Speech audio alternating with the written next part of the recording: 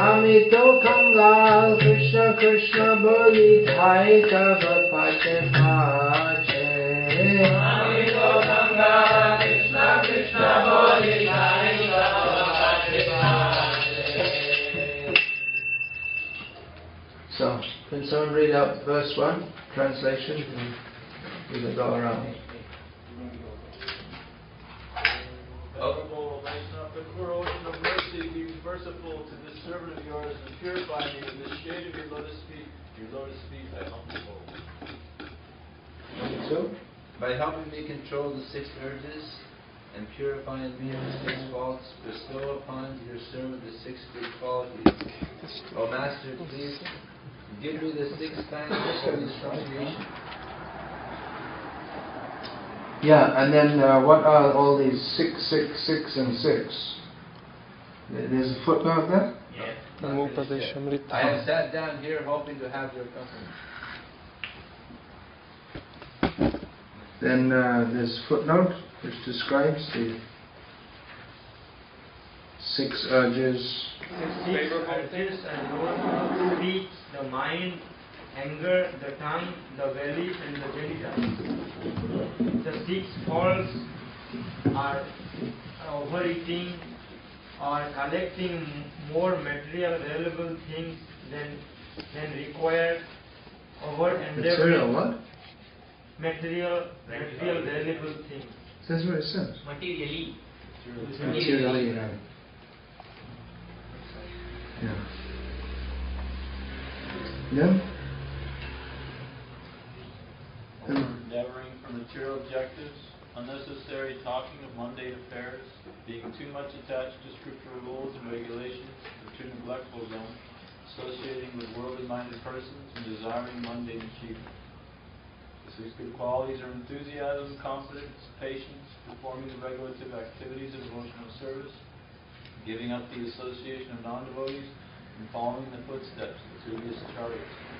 The 6 activities of holy association are offering gifts and charity, accepting charitable gifts, revealing one's mind in confidence, inquiring confidentially, accepting prasadam, spiritual food, from others, and offering prasadam to others.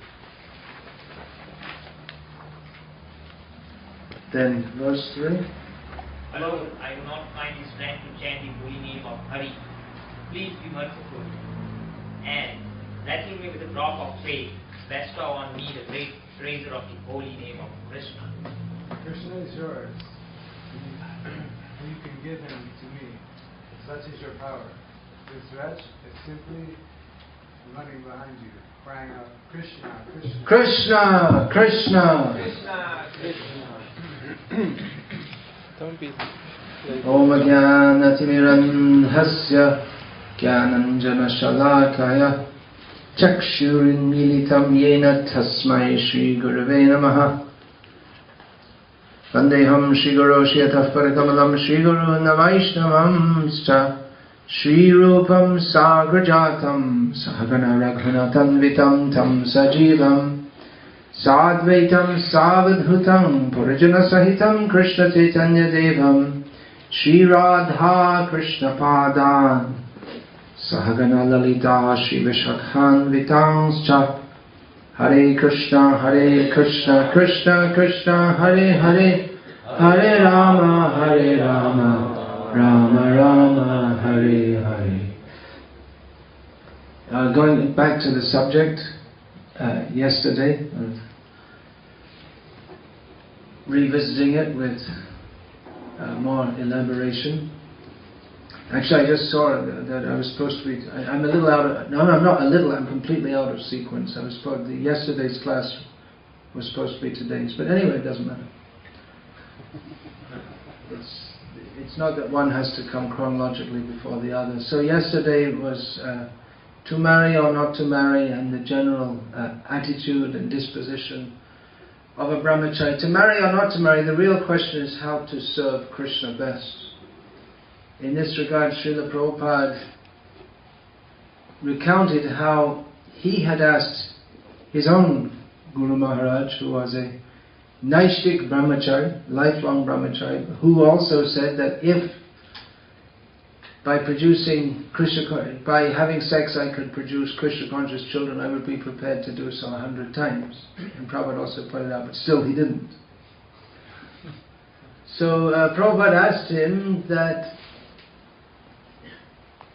we have the example of the 6 Goswamis, Tyaktva Turnamashesha Mandala Pati Shrening Sada Tuchavat. They left everything in the world, the association of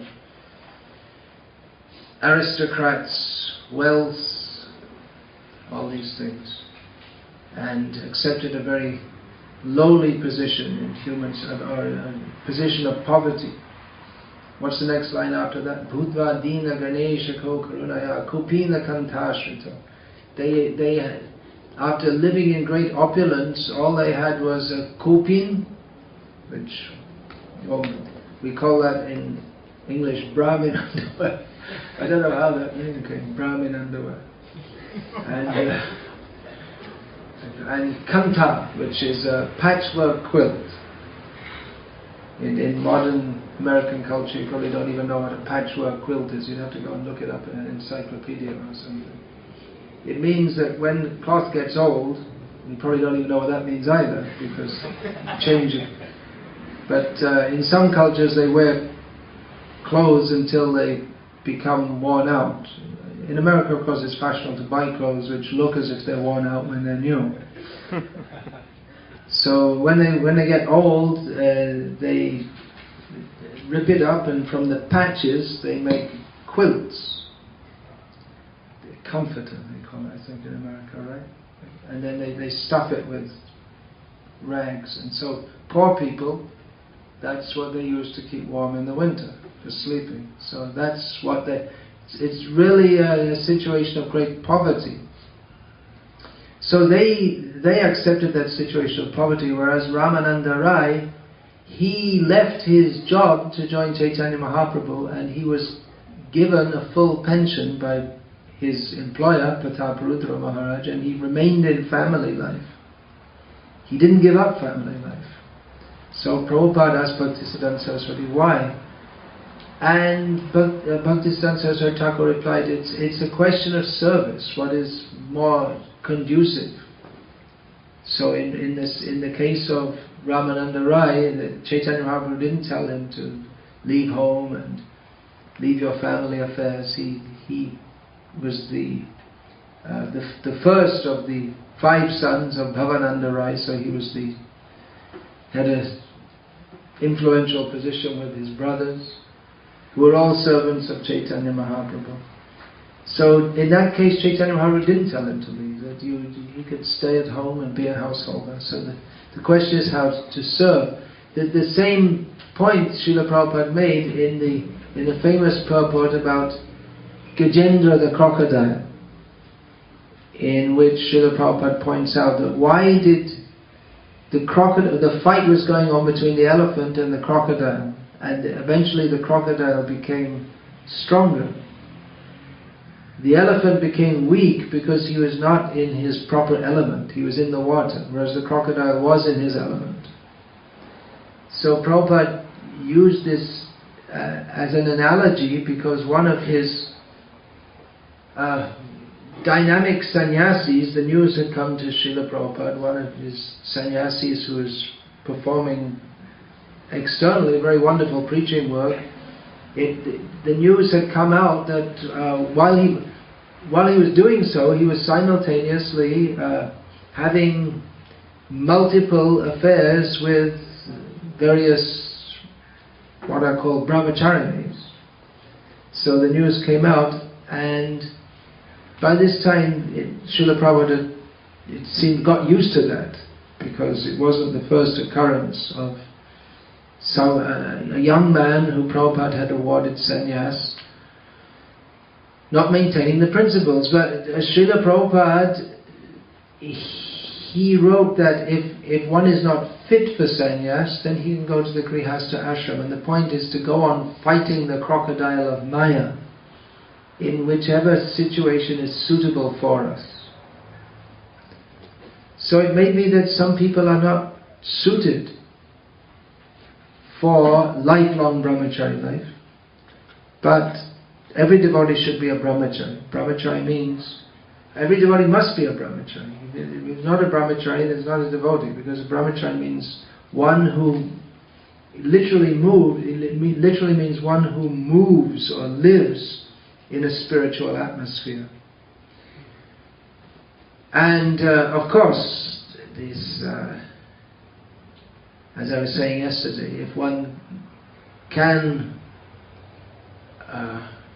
avoid entering family life, that will provide the opportunity to be fully absorbed in the service of Guru and Krishna without any distraction. So it is intrinsically a better situation to aim at going back to Godhead.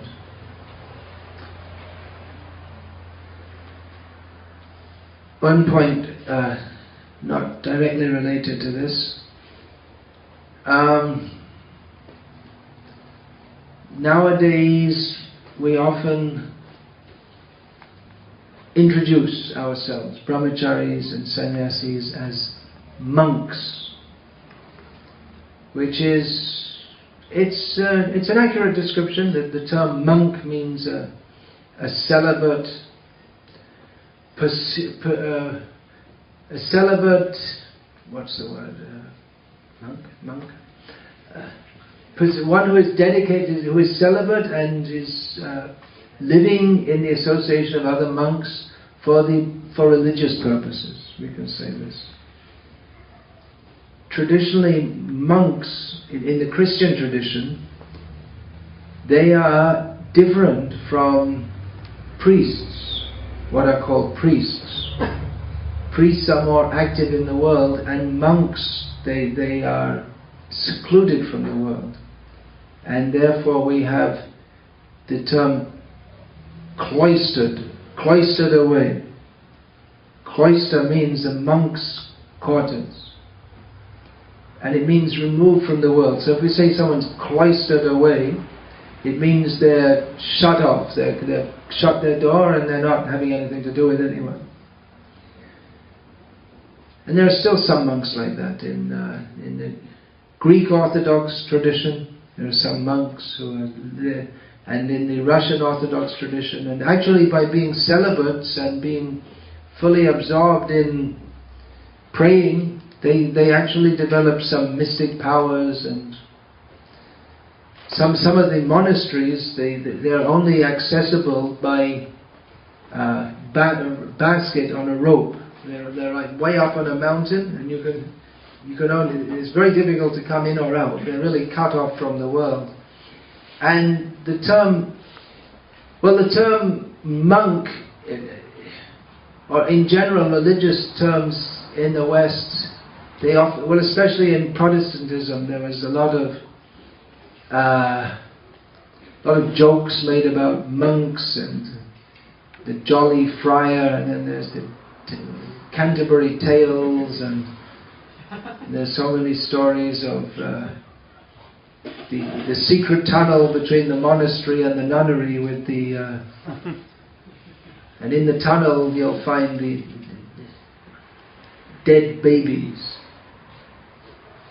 because that's the natural result of communion, not holy communion, unholy communion between monks and nuns. So, and actually this very important institution in Western culture called beer, B-E-E-R, was invented by monks. And some of the best wines, some of the famous wines, are also coming from monasteries. So,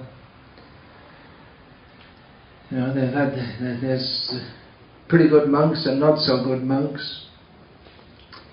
In modern Western culture, I mean, it's pretty modern, the last 20 years, the term monk has come to be thought of also as the idea of Buddhist monks, or the Chinese and Japanese culture has become somewhat, there's some kind of superficial interest in that in the Western world. So when we introduce ourselves as monks, and people, they can relate to that somewhat.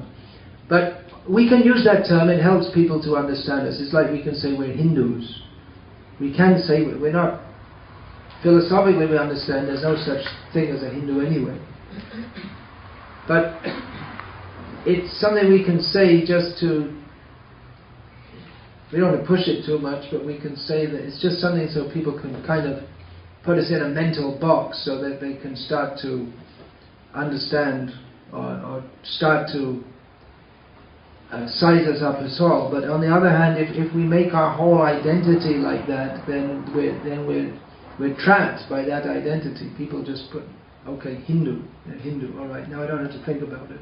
They're a Hindu, they belong in the Hindu box, okay, very good. Pat them on the head, give them permission to exist, and okay, you be a good Hindu and don't bother us. So in the same way, the monk, there's the idea, maybe there's an idea of someone who's very nice and good person and doesn't really bother anyone, but we're not exactly that kind of monk. Devotees are supposed to be dynamic preachers.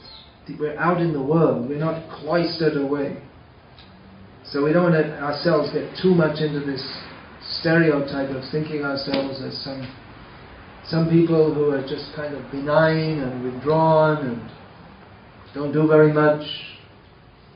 But brahmacharis become brahmacharis not simply for our own culture. That was never Prabhupada's idea, that brahmacharis should be, or members of the movement in any ashram should simply cultivate Krishna consciousness for their own sake.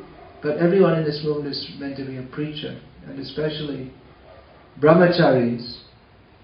It's not just, being a brahmachari is not just to escape from the world and not to have to earn a living, but it's a position of responsibility. Everyone should be responsible. This question of to marry or not to marry, everyone should be responsible. It's not just avoiding marriage because it's too much headache. But if one is not accepting the responsibility of marriage, then one should accept the responsibility of acting for the improvement of human society. It's not just an easygoing way of life, but rather everyone has to accept that responsibility. So if one is going to be a brahmachari, then be a brahmachari. Be fully absorbed in spiritual life. Otherwise, simply to be a bachelor, to be unmarried, that doesn't mean a brahmachari. Just to be unmarried, just to avoid there are devotees like that who they can see, well, family life, it's too much headache, but not really very committed to serve the mission of Srila Prabhupada and the Acharyas. So that's not very laudable. There are others who shall I get married and not get married, and they're like that for years and years, just floating on the mental platform. One should decide clearly, preferably by the age of 30 latest, which way am I going? It should be decided, because otherwise, if you're just kind of floating, maybe not, you can go on floating right up to the age of 40 or 45 and then get gobbled up by Maya in the form of the entrance into the Grihastha ashram. For such a person, that is Maya, because he just fell into it. He didn't enter into it in an intelligent and planned and Krishna conscious way. So better to get married earlier rather than later. So one should be very clear, have a very clear vision of how to use this valuable human form of life in a manner that is best suited for myself to become Krishna conscious and serve this mission. That decision is best taken in consultation with one's guru. Brahmachari is servant of his guru. It may be that there are cases where, at least I know of one case, I was told of one case where a devotee said to Srila Prabhupada that, Prabhupada, I want to take sannyas. And Prabhupada told, no, you should get married. There may be cases where, I mean, just from my own experience, I deal with different devotees in different ways. If someone tells me that they don't want to get married, and they may be quite insistent, but I know that they're not fit for brahmacharya life. They don't have that level of commitment and sense control. If you can see that someone's not very regular in sadhana, and has not very committed to anything, and then you know that they're not fit for brahmacharya life. It's a great vow, it's a great commitment, it's a great opportunity, but the great opportunity is not one simply of not being married and living in an ashram. It means applying oneself moment by moment, day by day, year by year, to be the endeavor to be fully Krishna conscious. And although a grihastha may have some kind of license for sense enjoyment, which that license has been redefined in the modern age, in our Krishna conscious movement, or the periphery of it. So nowadays it's considered normal for every grihastha to have a TV, and that's not just for watching Krishna conscious programs. It's considered normal and acceptable to have a TV, and the license gets stretched further and further. Brahmachari doesn't have any license like that. So if a brahmachari is attracted or wants those kinds of things, then he's obviously not a brahmachari. Whereas we see in other cases there may be someone who's very, very serious preacher and very determined, but they're struggling. Actually, everyone's struggling to a greater or lesser extent. Well, maybe not everyone, but most we see that at least for some phase that most brahmacharis, they go through. There's some internal struggle is there. Until we're completely pure devotees, then we'll always we have to struggle with Maya. If we're not struggling with Maya, then we're overcome by Maya. But for those who are feeling it's they're feeling quite some difficulty, and it can be very difficult, no doubt. And these in the Western countries, especially in the summer, which in Southern California seems to be most of the year. It's a warm climate. Then there are lots of unchaste women dressed in an unchaste manner, and it's not a very conducive situation for brahmachari. So we can expect that there will be some mental turbulence. But it's not necessarily just because there's some mental turbulence that one should crash the plane. That one can go through with this. And you can see if someone's serious to be a brahmachari, then they don't. It's not just because that there's some disturbance in the mind that we have to succumb to that, but rather take help, get strength, and go on. And we need, as I was saying, we need to re-establish the Brahmacari ashram. What are the principles of Brahmacari life? It's more difficult to be a Brahmachari now because that atmosphere isn't there. It's re-pioneering. It's saving the almost extinct species. So it's as more Brahmacharis come, then as the atmosphere is created of the Brahmacari ashram, then it will be easier for others to come, and we can take advantage of that association. That should be understood what the Brahmacari ashram is. It's an atmosphere of cooperation, helping each other in spiritual life, selflessness. Everyone's helping everyone else.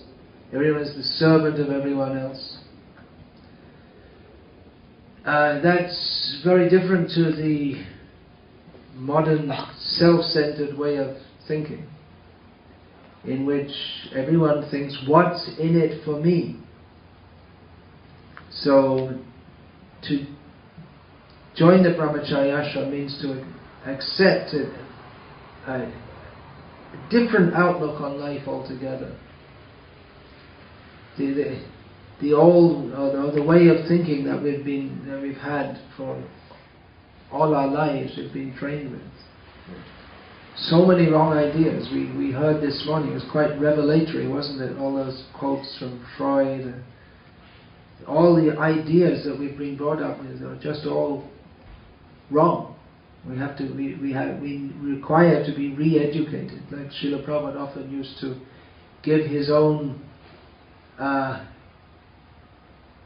paraphrased translation of the verse of Prabodhananda Saraswati. He used to say that how to preach, you go to someone and say, my dear sir, you are very good, everything about you is very good, and then this person will think, what does this rascal want from me? He's understood my greatness, so what does he want from me? So then he asks you, what do you want? And you tell him, my dear sir, you just give up all your hogwash ideas and surrender at the lotus feet of Chaitanya Mahaprabhu. So like that,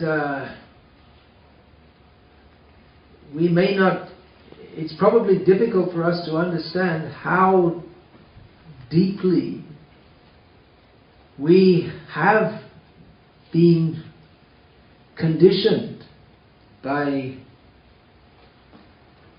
the modern, or the current materialistic way of thinking. So Brahmacari means he's the servant of his guru, absorbed in hearing transcendental sound, absorbing shastric understanding.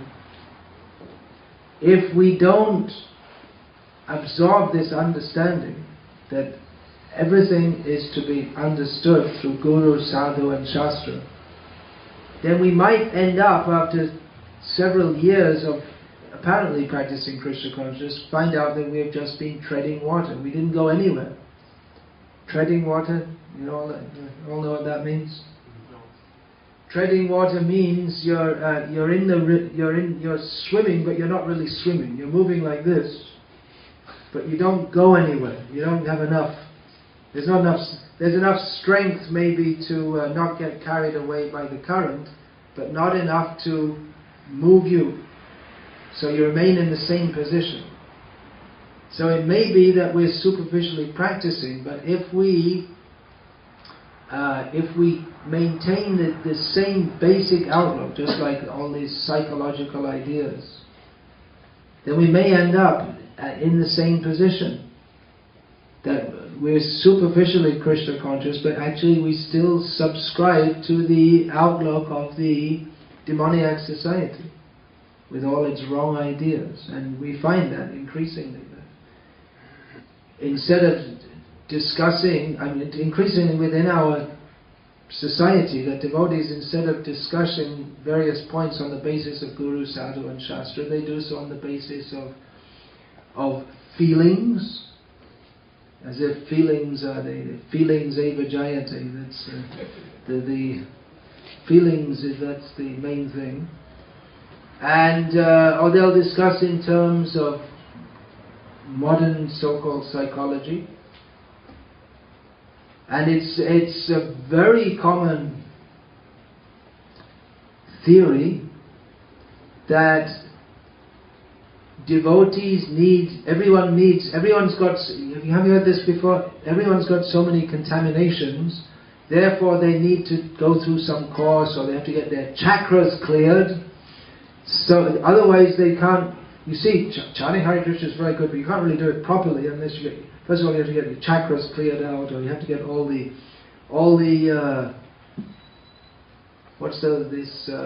hang-ups, what does Freud call it? All the things from your childhood, all those, I can't remember the word they use. You have to get all these things cleared out, and then you can become emotionally you can become free from all these hang-ups, and then you can chant Hare Krishna. Of course, Chaitanya Mahaprabhu didn't say that, and none of the acharyas said that. Chanting Hare Krishna is itself the process for cleaning the mirror of the heart. But that chanting has to be accompanied by hearing. Otherwise, that chanting, and hearing means hearing the philosophy of Srimad Bhagavad Gita and Srimad Bhagavatam, and understanding it very clearly, understanding who we are, this Sambandha Gyan, who we are, who is Bhagavan, what is our relationship with Him. Unless we hear this, we may be chanting Hare Krishna, but we may simply be watering our anarthas. If we conceive of Krishna according to any other understanding than that of Guru, Sadhu and Shastra, then even when we're cultivating, remembering Krishna, but we're remembering not actually Krishna, but a misconception of Krishna. And if we don't have a clear understanding of who is Krishna, then that won't be the Krishna who is to be surrendered to, and we won't have the understanding that we are to surrender to Him. So Brahmacharis, that was the quote that at the top of the poster for the Brahmacari seminar, that Brahmacharis engage in the unadulterated hearing process. So hearing, there's no actual chanting without hearing. Shravan, first comes Shravan and then Kirtan. First clear the ear, otherwise the name of Krishna cannot arise in the heart that has not been preliminarily cleared by hearing. First comes Shravan, then Kirtan. So, on to another subject. Practicing Brahmacharya in an age of diminished authority. Brahmacharya life, there's another parallel with monk's life. The life of a monk in the Christian tradition is one of following authority. One voluntarily accepts to be subject to an authority which one accepts this authority is divinely ordained, and on that basis, with that faith, submits himself to that authority for the sake of spiritual advancement. Now, we live in an age of egalitarianism. The absurd idea is considered almost sacred that all people are equal. And it's absurd because no two people are equal in any way. Maybe two people may be equal in height, just about, or weight, although that's fluctuating all the time. But people have different levels of intelligence. People have different levels of physical strength. To say that everyone is equal it's absurd. But there's this idea that everyone is equal, and that to suggest anything else is it's practically considered a sacrilege. Now, as Srila Prabhupada pointed out, now let's talk a bit about diminished authority first. Previously, in the Western world, there was clearly stratified society. There's much spoken about the caste system in India, how bad it is. But actually, up until recently in the Western world, society was stratified by birth also. And those who in the medieval times there were serfs who were almost like slaves. In Russia, up until the end of the 19th century, there were serfs. And eventually the noblemen got more rights. They wrested their rights. The Magna Carta is in England. And then gradually the idea of everyone having rights. And first of all it was for the noblemen got their rights, and then gradually other classes got their rights also. When was it in the Christian tradition that women got souls? I think it was only about 200 years ago. Up till that time they didn't have souls. And then they got souls. I think it's about 100 years ago. Just about 100, yeah, it was towards the end of the 19th century also, that women were granted souls. The animals still didn't get them. So... Maybe in the future they'll get souls also. So they got souls, and then they got votes, and they got everything else. Then they got sex change operations. Yeah, it's pretty. They got all the way up from having no souls to having votes within, 20 or 30 years or something. So, the idea of just like we read in Srila Prabhupada's books, that not just Prabhupada's books, in the Bhagavad Gita itself, Lord Krishna states, what is that? Narang chaiva naradipam. Among men I am the king. The king being a divinely appointed person. And he's the king because God wants him to be. So that idea was very strongly there. All of society was stratified. There's this idea of blue blood, that people who are royal, they have some special, they're very special and different. So that idea was there. The king is to be respected. The priest is to be respected. The teacher is to be respected. That has gradually broken down. The reason for that is because the position was abused. The position of king is to rule the people, not for his own sense gratification. He gets his own sense gratification, but he is to rule them on behalf of God, just like a father cares for his children. But when that position was abused, it was repeatedly abused, then people rebelled. And gradually the kings were thrown out and republics were established, or constitutions in which the king remains but not really as a king, just as a figurehead. And the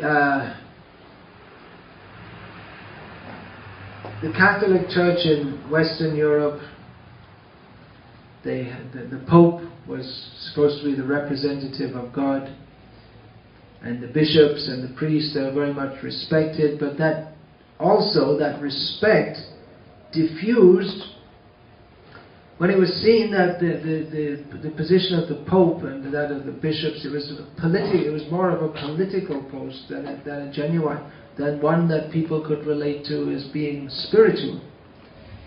And therefore people, they lost their respect for that, and then there was the Protestant church emerged out of that, in which they attempted to, that even though in the Protestant church there are priests, but there are ministers, but they don't have the same kind of respect or position as in the Catholic Church. And it's just, the idea is more or less that, religion is a do-it-yourself process. You read the book, and you have your own relationship with Jesus, and there might be a minister who gives a lecture who's more learned, but he's intrinsically not really better than anyone else. And there's no special respect given to person. There's no idea. There's not the idea of saints, that anyone can become saintly. There's just the idea that, well, Jesus is there and everyone else is sinful. So it's very similar to Ritvikism, actually. Or Ritvikism is very similar to that idea that there's just you read the book by yourself and you don't need anyone to. You don't need any spiritual authority. Prabhupada's your authority, and Prabhupada's in my heart, and it's pretending to accept some authority without really accepting any direct personal authority, and not accepting that anyone can actually be saintly. If anyone appears to be saintly, it's just presumed that it's just a show, and it's just a matter of time before they get found out. So the whole basis of of temporal or secular and spiritual authority is being undermined by misuse of that authority, and people. In the Protestant church, they or the various Protestant churches, they don't want to accept that authority. But then spiritual life becomes, like I said, a do-it-yourself affair, and basically a bunch of mental speculation with no authority. And even though they may make some authority, we'll find that the Protestant churches, they have been subject to practically infinite secession and splintering. Because in the beginning they rejected the authority of the Pope, and then someone else comes along as an authority, and then the others say, well, why should I accept you as an authority? I'm just as good as you. You didn't accept authority, why should I accept you as an authority? And without that, there's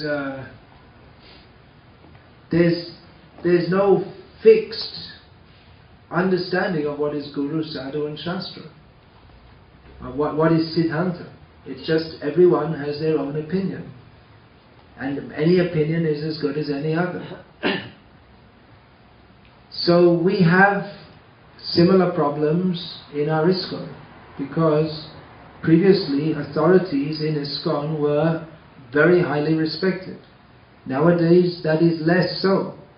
And there are historical reasons for that. But nevertheless, the principle of authority remains true. That, as Lord Krishna states in Bhagavad Gita, one has to accept a guru, one has to accept guidance, and particularly the Brahmacari has to work under the direction of a guru who guides him in every step of life. Now, if the Brahmacari ashram is kind of do-it-yourself kind of thing. Now, I'm saying this, but there are some Brahmacharis in our midst who are more or less independent in their activities.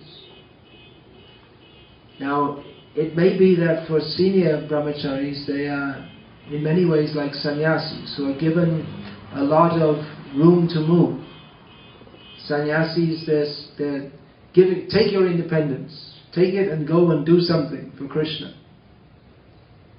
Not that they're independent of the orders of their guru, but they're considered to be like grown-up, just like a grown-up son. He remains under the tutelage and under the order of his guru, but at the same time it's not that he has to at every step take permission for everything he does, but rather it's expected that he knows he's so much in tune or so much dedicated to the order of his father or guru that even without being told he can execute that. So senior brahmacharis, it may be hoped that depending on what particular, again, the question of service is there. Depending on what particular service they have, they may accept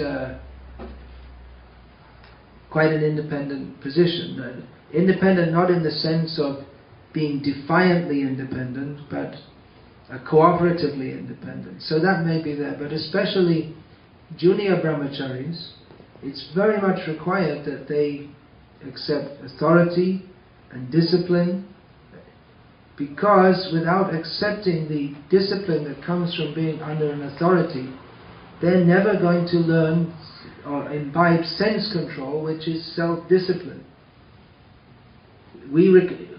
Self-control, self-discipline, sense control, this is required. How are we going to do that? Because our whole practice throughout our lives has been one of indulge the senses. So we accept some external authority. You do this, don't do this, don't do this. Do this, I don't want to do it, do it. Sankalpa vikalpa. This, I want to do it, I don't want to do it. This is the activity of the mind. To get off the mental platform, one has to accept an authority, and yes, you have to do it. You don't want to do it, that's not part of the equation. You don't want to do it, that's why you have to do it. We should accept, not on the basis of I want, I don't want, but I'm accepting this order because I accept that by following that I will overcome the variegations of the mind and rise above this platform of I want and I don't want, and come to the platform of doing what is required for Krishna's service.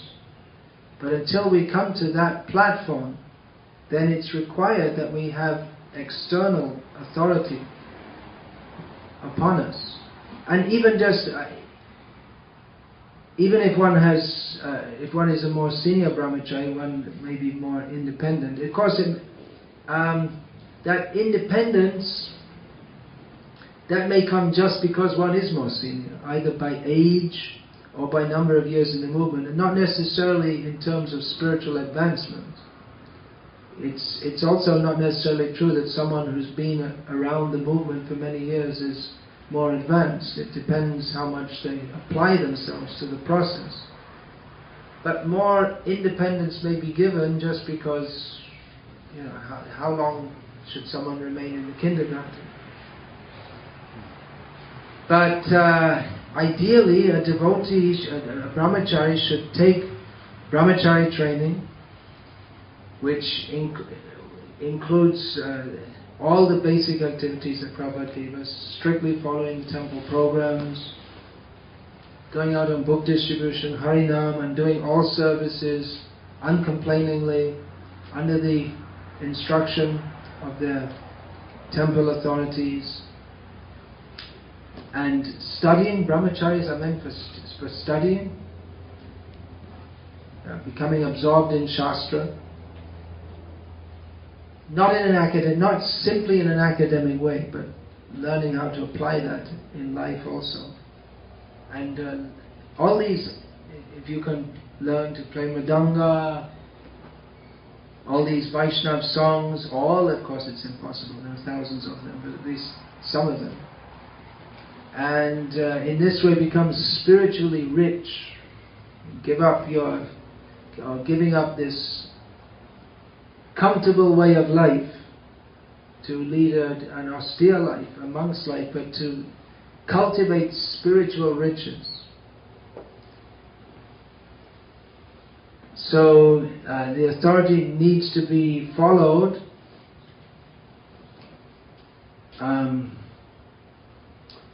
Even just to organize a society. When I say some devotees, as they become older, they may become more independent, but just to organize anything, to organize anything in this material world, it requires that there's some discipline. Someone has to take the lead and someone else has to follow. That's the way of the world. It's the natural order that the senior lead the junior. This is not my mental speculation, this is a statement by Srila Prabhupada. Naturally, some people, they are more qualified than others, and they take the leadership, and that principle should not be despised. that principle should be accepted.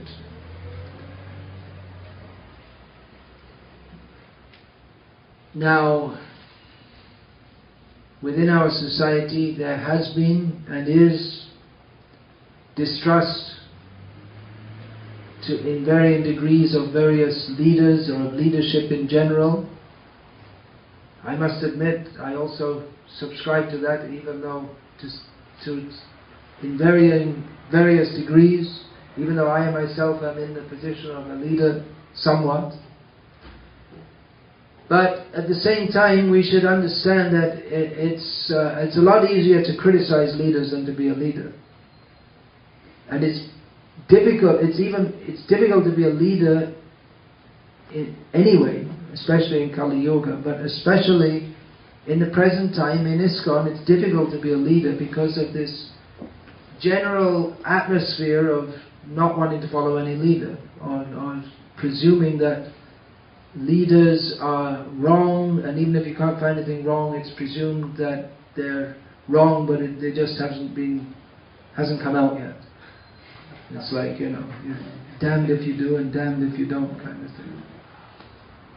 So we can appreciate also that it's not easy to be a leader, and appreciate those who are taking that responsibility in the service of Srila Prabhupada. Often it's presumed that people only take leadership positions because they want to get some material advantage out of that, but that's a very uncharitable outlook. It may be true in some cases, to some extent, and maybe in some cases to a large extent. But it's, at least as far as I see it, it's not true to a great extent in every case. So, yeah, there are difficulties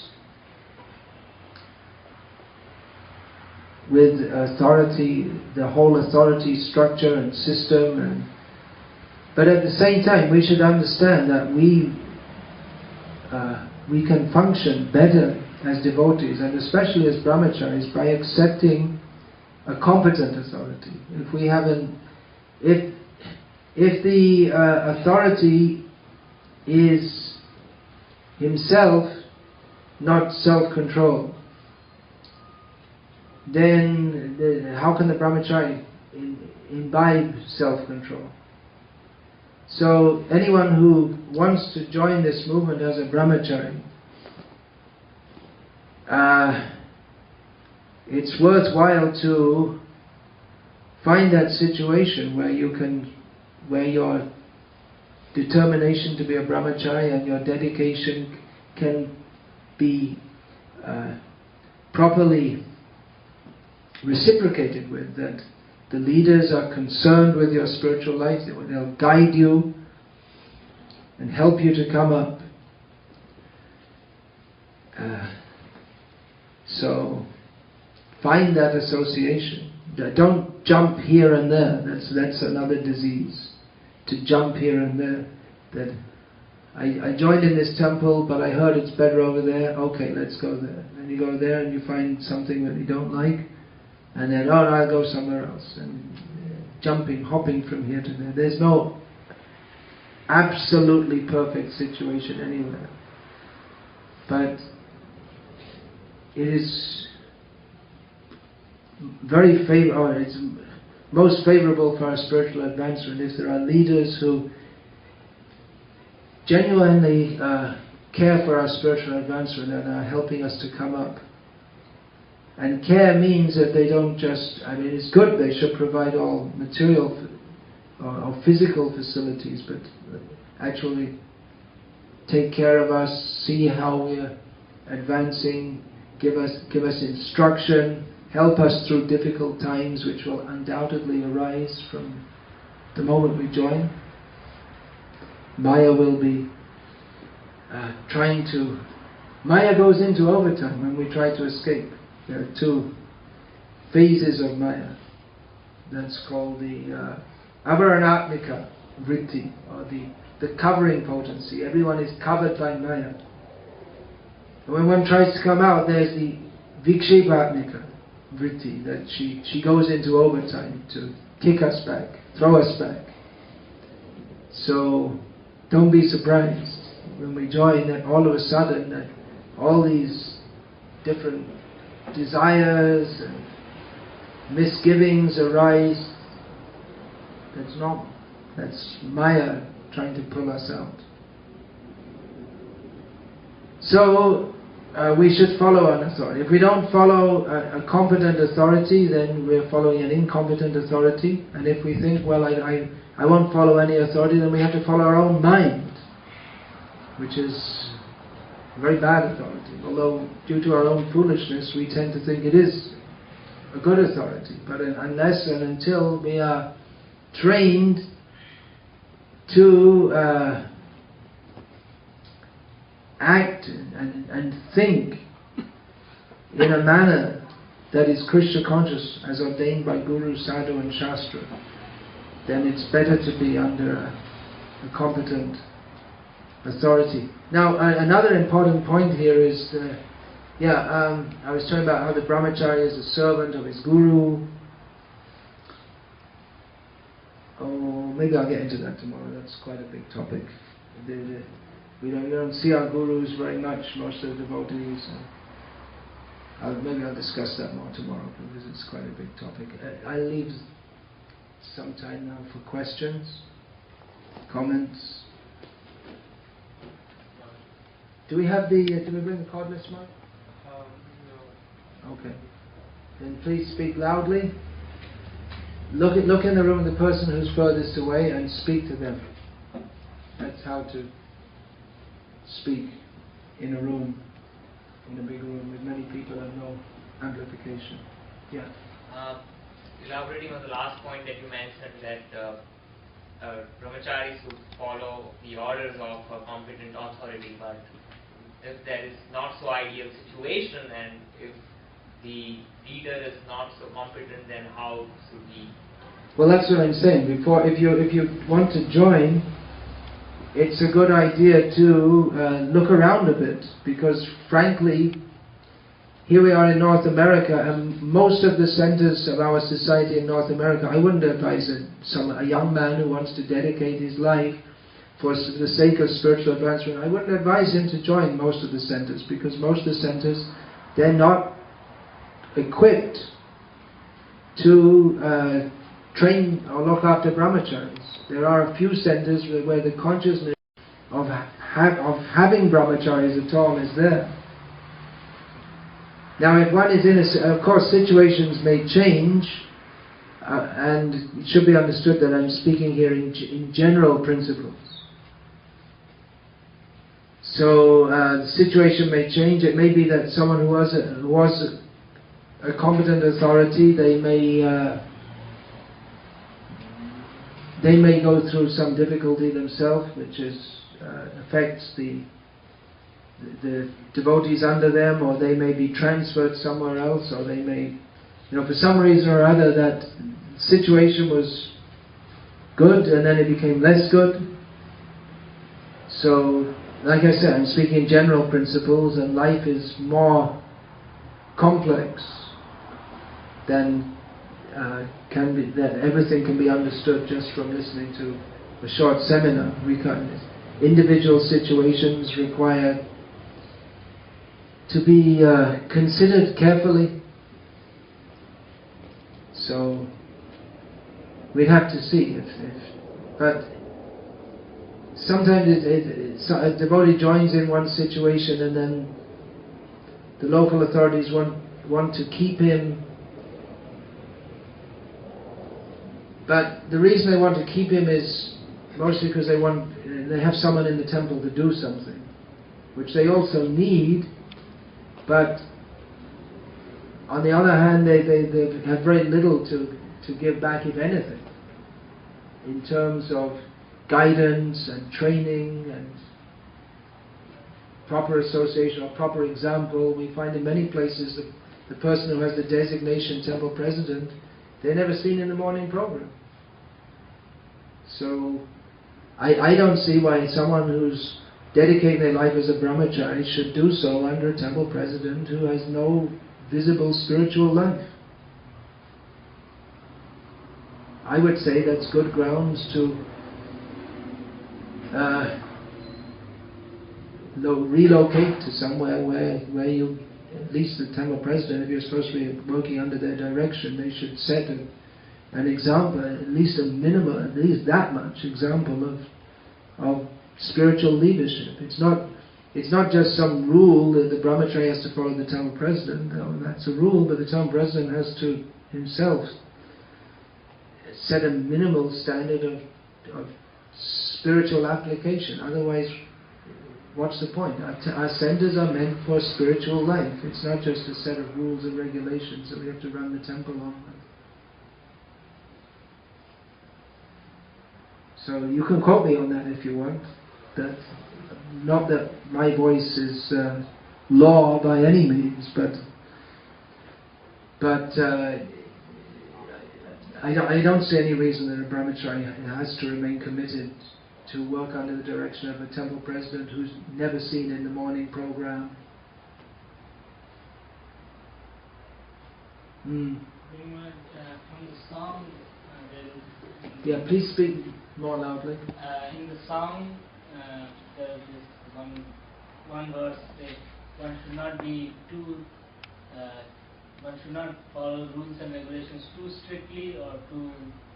It didn't exactly. It's not that one should not follow rules and regulations too strictly. That's not exactly what's stated. It's often misquoted like that.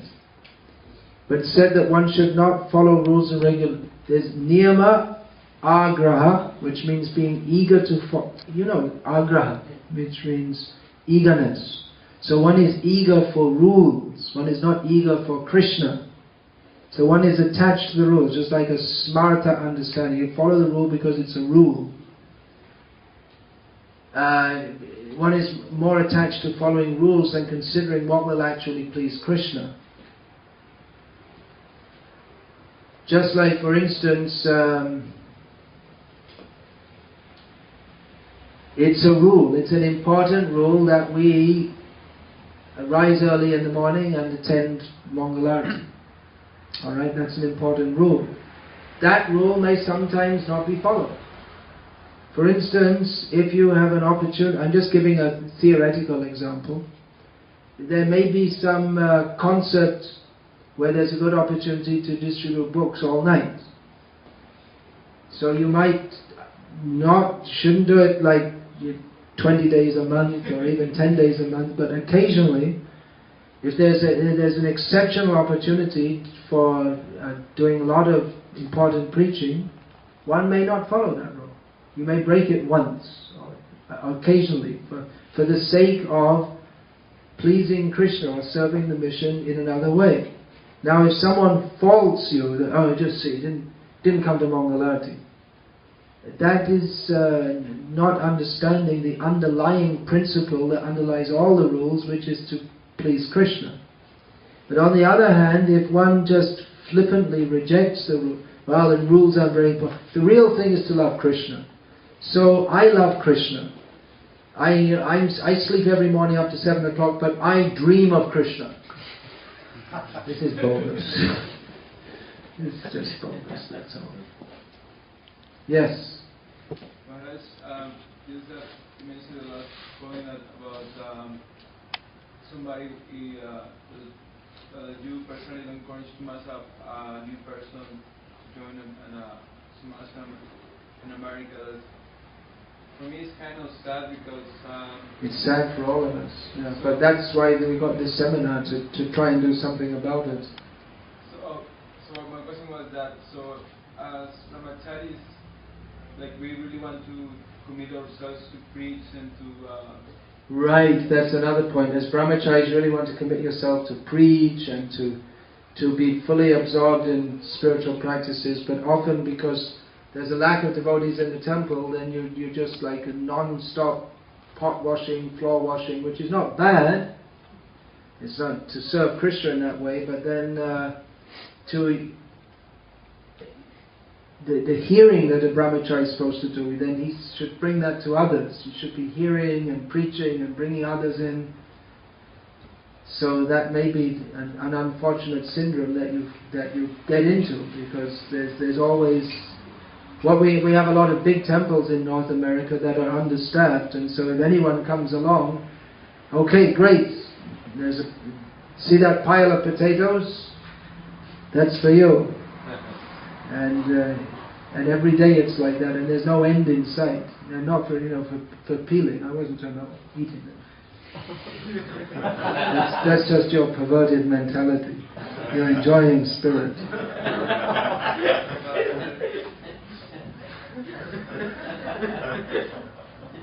So, all you nonsense brahmacharis, you need the sannyasis to chastise you regularly. You rascal!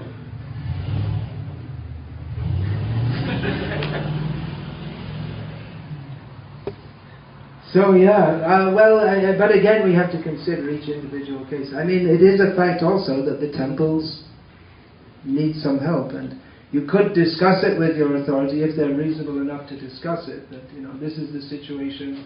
I'd really like to be in Brahmacari association and go to Harinam every day. And maybe they'll say, yeah, that's true. I sympathize with that. Okay, well maybe.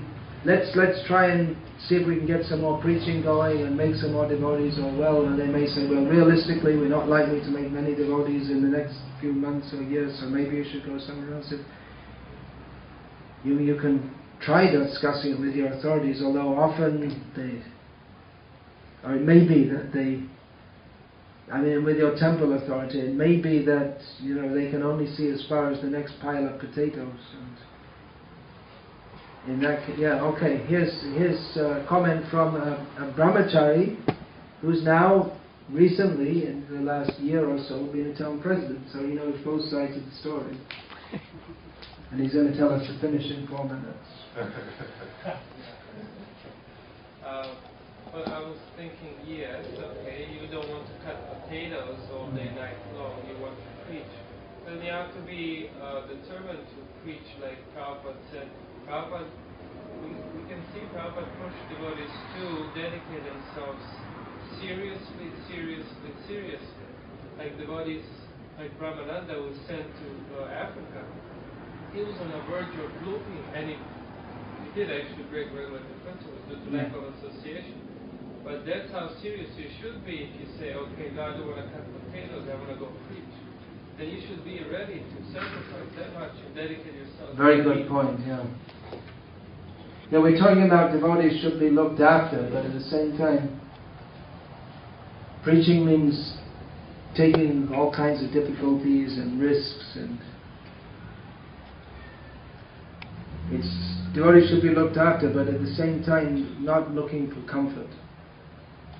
Even preaching means we have to accept discomfort, including mental discomfort. Yes, please. Is there some activities that brahmacharis shouldn't do? Because I remember... There are some activities that brahmacharis shouldn't do. Go collect with stickers. Collecting with stickers. Serving in prasadam restaurants. Serving in prasadam restaurants. Well, theoretically we can do anything for Krishna. Maybe on a... I know myself, I was collecting for about 5 months, selling some records. And we were living in hotels, and it was horrible. I didn't like it, but what we were doing, we were collecting for vehicles for preaching in Bangladesh and Nepal.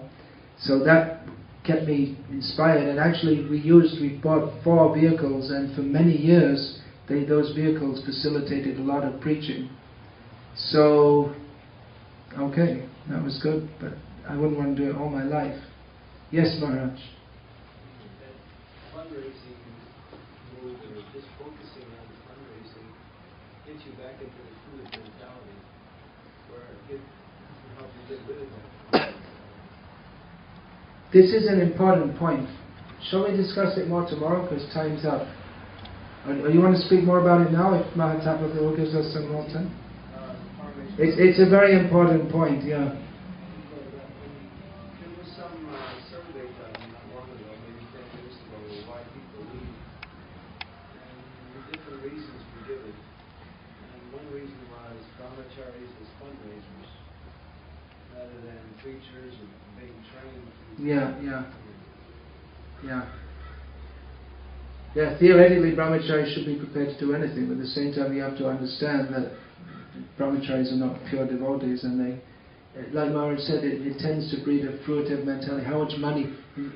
When you meet a person, instead of thinking, how can we give Krishna, we think, how can we extract money? And although the aim is supposed to be for serving Krishna, if the fundraising is separated from preaching, then the money usually gets separated from preaching too.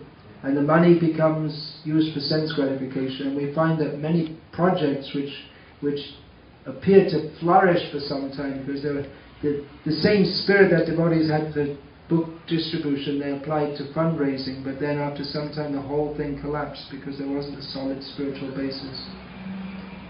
So fundraising is best done very closely connected with preaching, telling people, even if we're collecting funds, telling people this is for Krishna.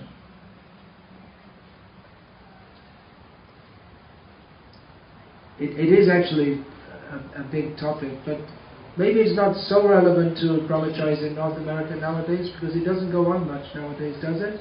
Does it still go on? Are brahmacharis still being asked to go out with stickers and things? No. I used to. It's not happening now. You join some temples with The a brahmacharis here. Not. I know there's hardly any brahmacharis anywhere, and they're not being sent out with stickers and caps and things. Just in Australia. Still in Australia, Sydney. in Sydney, yeah. Individuals are doing it. Individuals are doing it, but Those that's not brahmacharis under in the temple, is it? Those are householders. Yeah. For myself, sometimes as householder presidents, and they were raised with what you spoke about, with big, making lots of money instead of preaching. And then we have this huge facility. You go and you want to distribute books, and they go, no, we got to take care of this thing. It's dilapidated, and so take care of it, paint it, this and that, and also go out and collect money with stickers. And no, I want to preach. Well, sorry. Yeah, these are some of the difficulties we have of having these big temples with no one in them nowadays. But that's maybe getting a bit off the topic of the Brahmachari seminar. Well, Is it? Or isn't it? It's relevant subject for Brahmacharis today. Well, that's why I say, you join in it, get yourself in the association where you can be benefited. That's my line on all of this. Don't remain in a place where you are seen as an object to fulfill a goal, but where the leaders actually care for your spiritual advancement.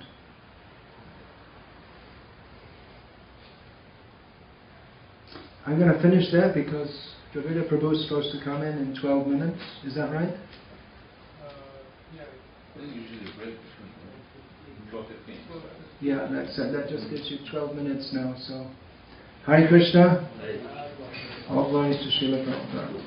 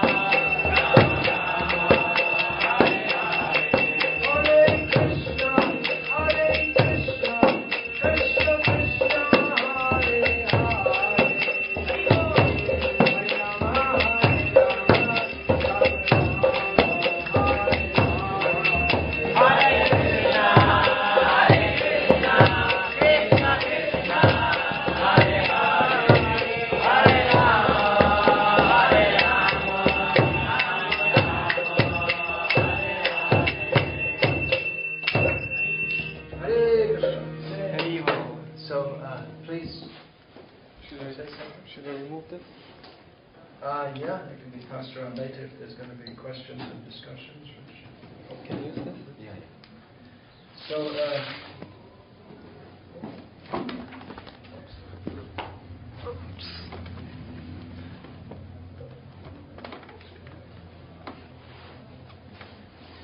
so can we have the translation read out? One devotee, one verse, please. The dust from the lotus feet of pure devotees gives rise to devotional service. And service, the devotee is itself the supreme perfection and the root of the tender creeper of divine love.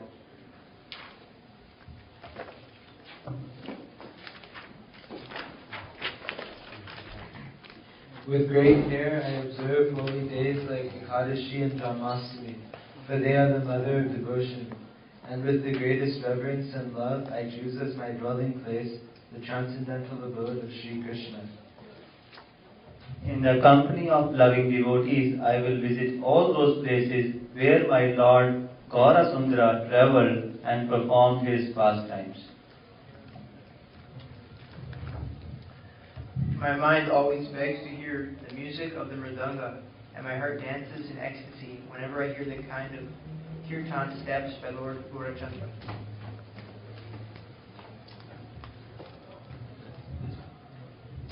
I feel supreme bliss when I behold the deity forms of the divine couple Sri Sri Radha and Krishna, and I conquer all worldly illusions by honoring the Lord's prasadam. Act 6. Every day Golok Vrindavan appears in my home when I see Lord Hari being worshipped there. My joy knows no bounds when I see the Ganges, a river of nectar emanating from the Lord's lotus feet. Text 7. The sight of the tulsi plant soothes my soul, for I know she gives pleasure to Lord Krishna. I feel that my life has been fulfilled when I honor Shaka, the green leafy vegetable, preparation that is favorite of Lord Chaitanya.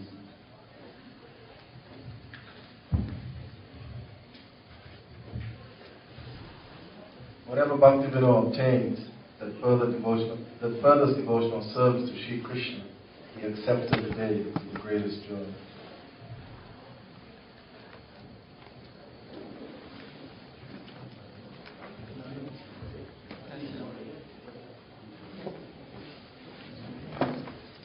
Om Jnanatimirandhasya Tasya Jnanam Jana Shalakaya Chakshurmilitam Yena Tasmai Shri Gurave Namaha.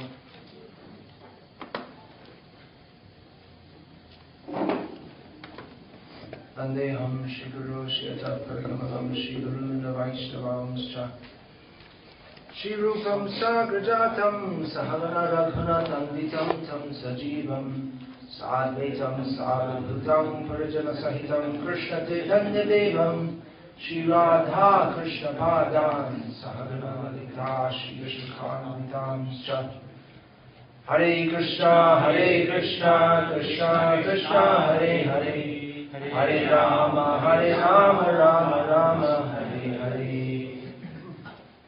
This is a very happy song. Yeah. But you know, Thakur's given us hundreds of songs and poems with various moods of bhakti. This one in particular is expressing his bhakti vinod, his pleasure in performing devotional service. So Brahmacari should be happy. Srila Prabhupada's instructions, very important to follow the instructions of spiritual master. Srila Prabhupada said, chant Hare Krishna and be happy. So you must be happy. Otherwise, you're not following Srila Prabhupada's instruction. But it's chant Hare Krishna and be happy. It's not indulge in sense gratification and be happy. So it's a different kind of happiness. Singing these songs together is good activity for brahmacharis.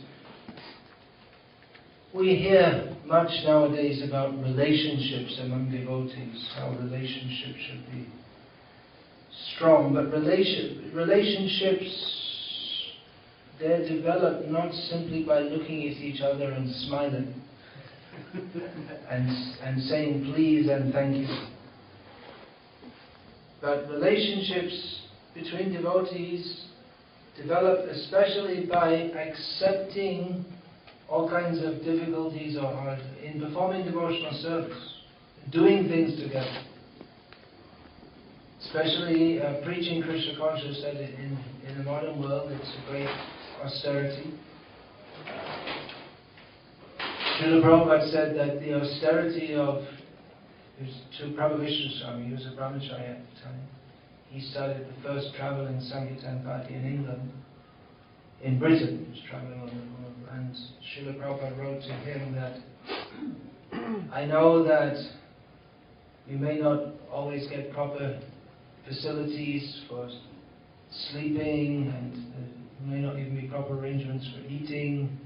There may be many difficulties, but Srila Prabhupada, at the end, it was a long letter giving him a summary what to do, how to preach. And at the end of the letter he wrote that you should know that one day on Sankirtan is more valuable than thousands of years of austerities of the yogis. So this, it's austere, no doubt, but this austerity, when devotees perform that together, then they have a very strong bond. So it's not always that we have to be in difficult situations. We should come back also to temples and go out from the temple. As I was saying yesterday, there's the word cloister for monks. They're shut away from the world. But brahmacharis in Krishna consciousness, they're not cloistered away from the world. They have to go out. Srila Prabhupada said the temple is not a place for eating and sleeping, but from a base from which to go out and attack Maya. And Srila Prabhupada further explained that to attack Maya means to drop hundreds and thousands of books upon the people in general, to distribute, just like in the wartime the bombs are raining. And Srila Prabhupada had personal experience of that. Of the bombs raining down. Eating kachoris. Yes, and eating kachoris as the bombs rain down. So we're going out of the temple, but we have to make our practices strong, so that we have the strength to act as agents of Srila Prabhupada and the Parampara in fighting Maya. So that strength will come from bhajan. Bhajan means not just singing these songs, but performing the activities of bhakti. And doing that together, reading together, chanting together, that helps to form bonds between us.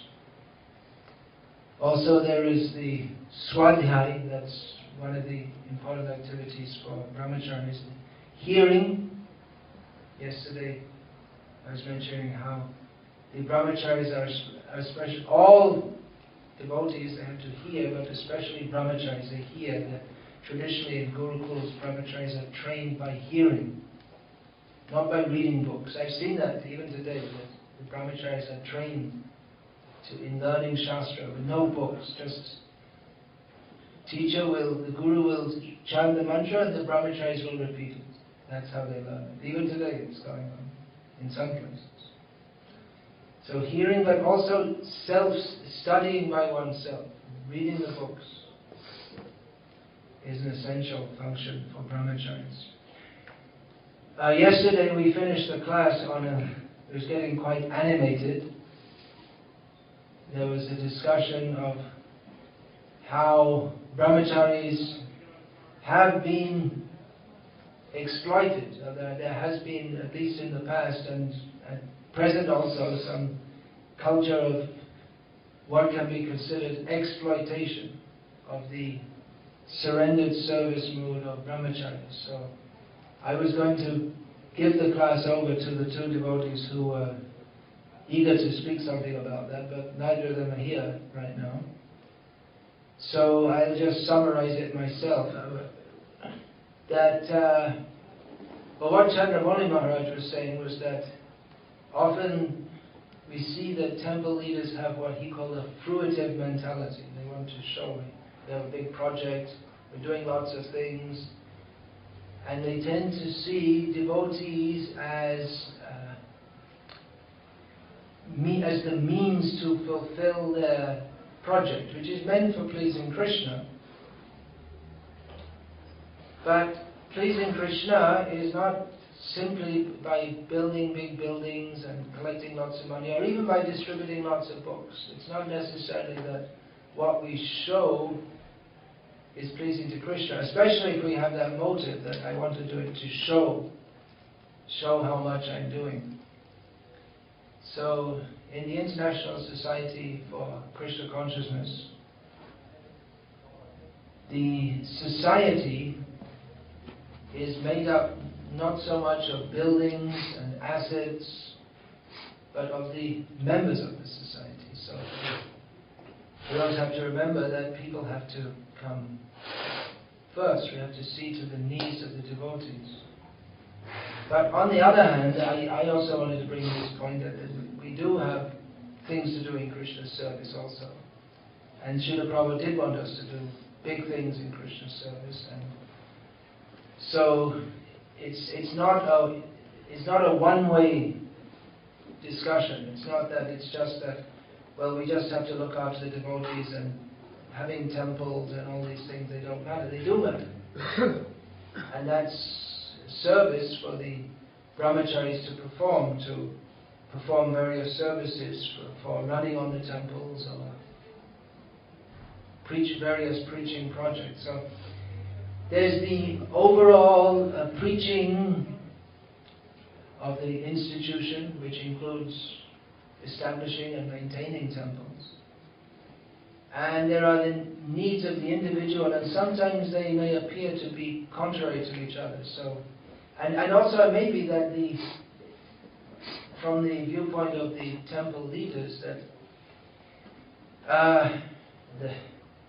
they have to, every day the offerings to deities have to go on. So someone has to do it.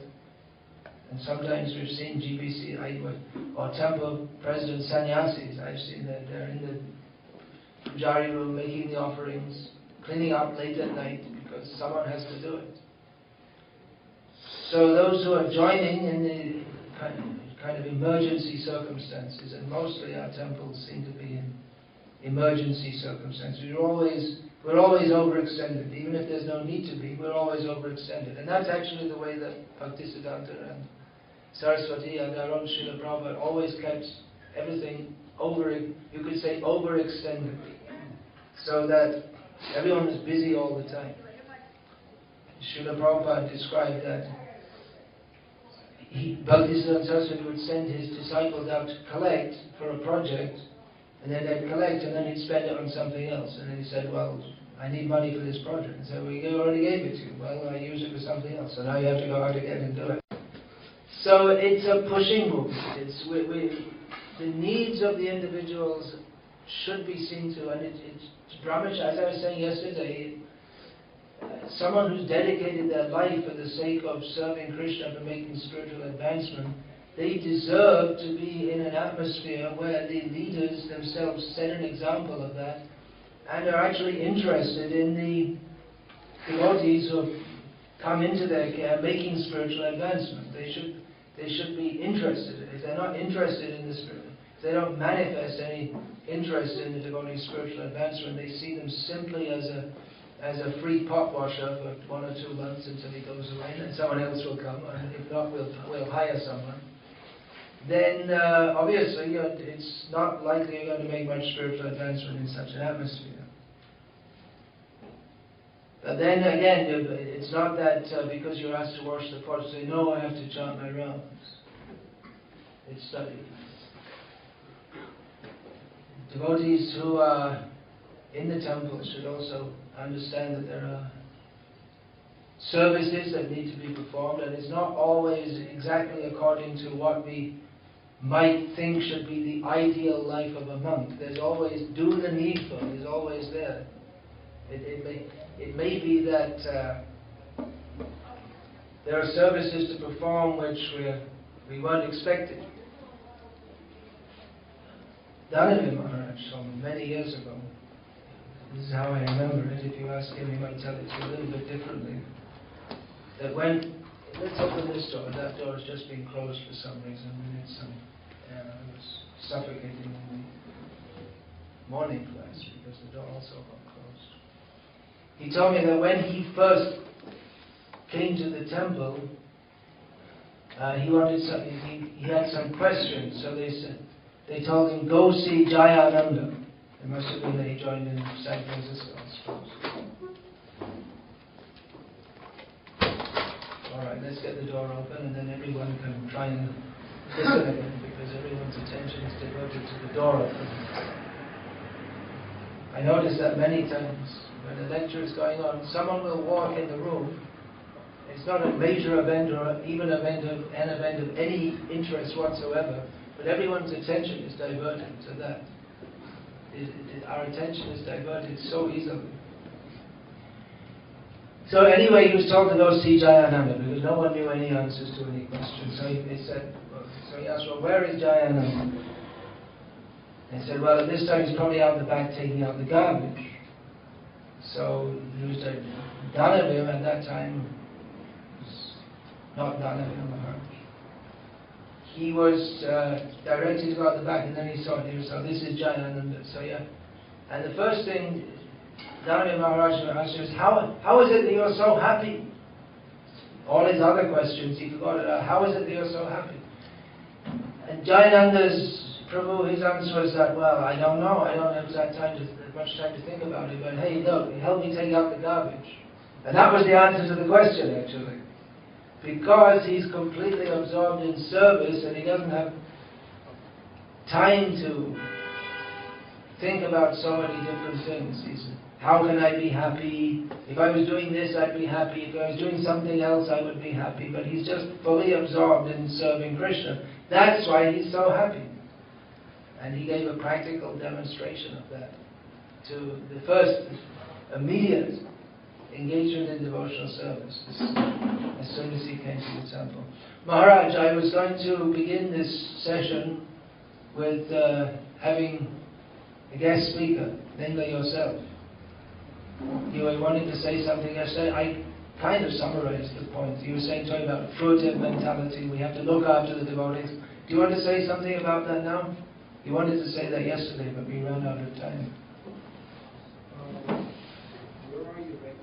Where are we? We're in San Francisco, circa 1971. Jayananda. Working hard and being happy. You kind of lost the thread. All right, so... No, I'm just trying to think where to start. Okay, all right, it's a big subject. All right. I talked a little bit about how leaders have to look after the devotees in their care, but the devotees also have to understand that there are services to be performed, and like that. It's a two-way, it's not a one-way street. That if you're asked to wash the potatoes, you say, forget it, I'm going to another temple. You got bigger potatoes there. We actually, in my presentation yesterday, we got into it. I see. And the point was that, and I was making it clear that we expect full surrender, because if someone comes in, especially in terms of Brahmacari, we expect them to follow the temple program, we expect them to do their service, to come up to the standard. But then again, on the other side, there's not enough, we say, facilities and programs to take care of the needs of the devotees. Mm-hmm. Therefore, there seems somewhat of a question of, well, if I have to fully surrender, can I actually get everything I need in order to practice Krishna consciousness within this environment, in terms of both material needs and spiritual care and protection?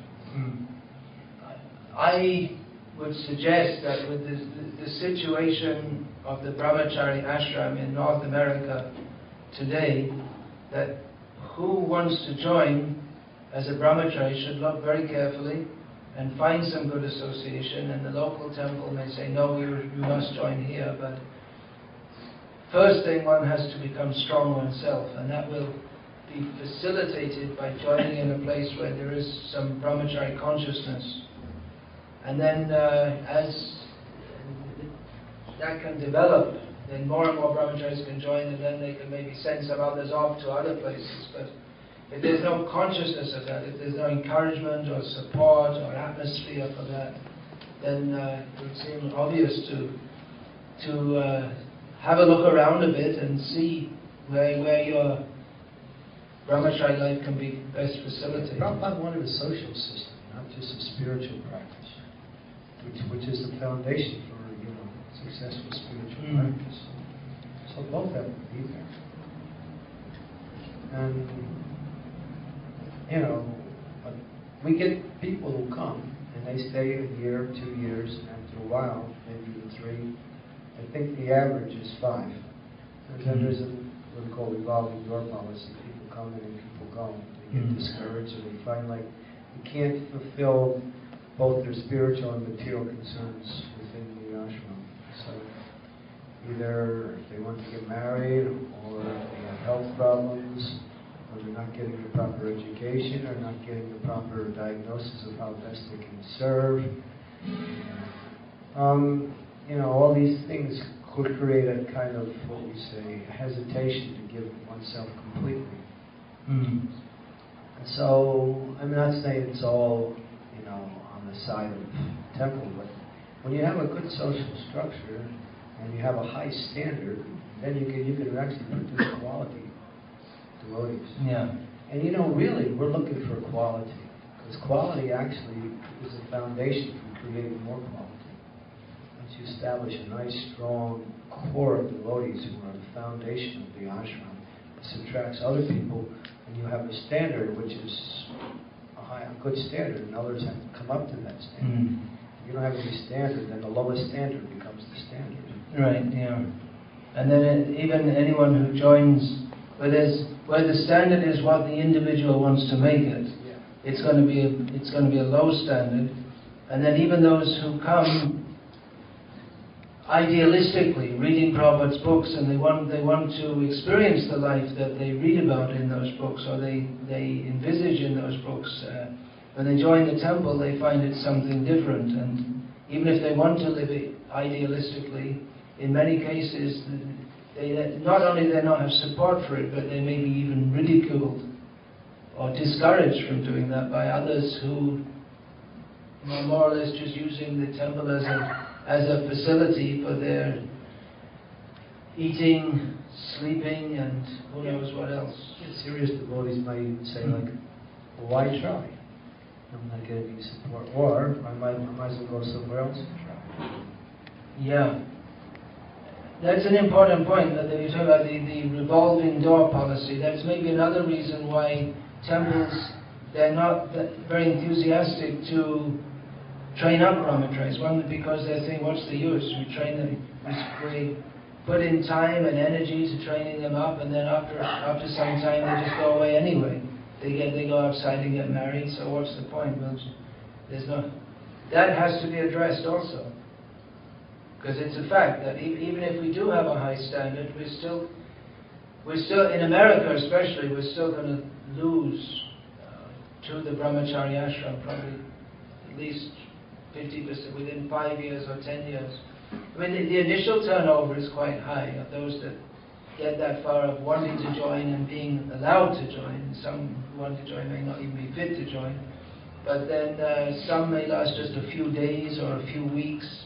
For those who stay for, say, more than 6 months, out of them, within a few years, we usually see that they're thinking, well, I'm not going to be able to do this all my life. They may remain devotees, and the time that they've spent in the Brahmacari ashram will be very helpful as the basis for their ongoing life in Krishna consciousness. But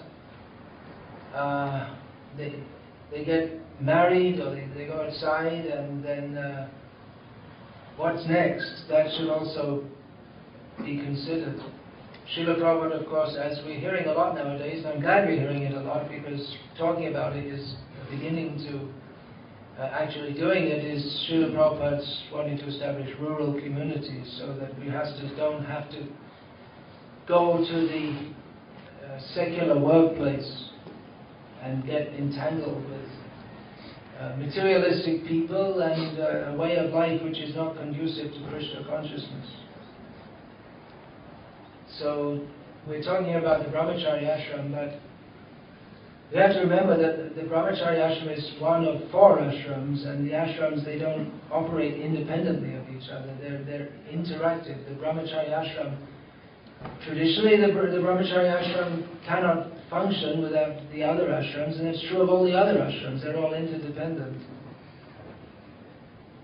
So it's important also that the grihasta devotees, who are coming to the temple, they also be cared for, all devotees, and encouraged to come up, and that they can understand the needs of the brahmacharis, not that the brahmacharis are preached, what are you doing, you're wasting your time, you should just go get a job.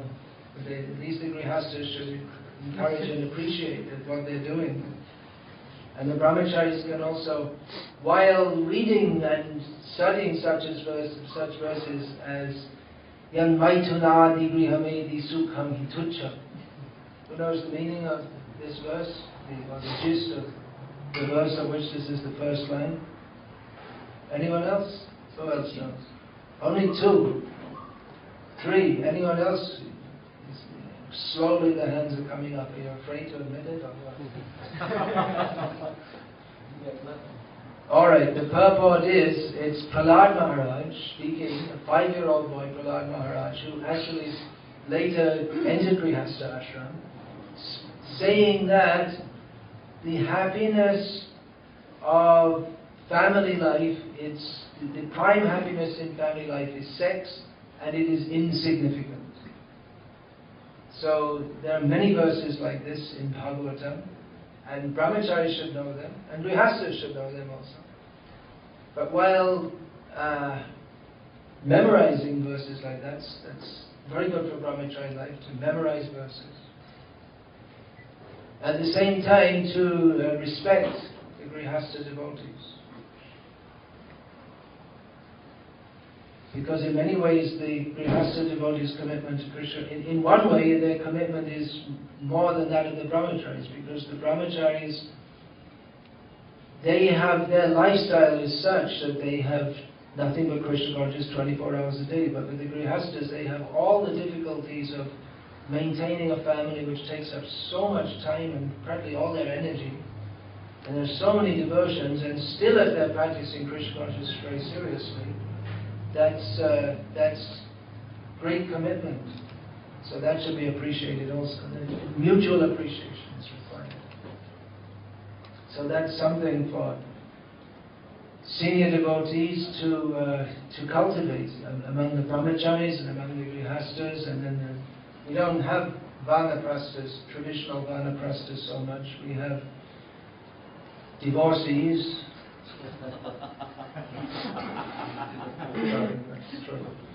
And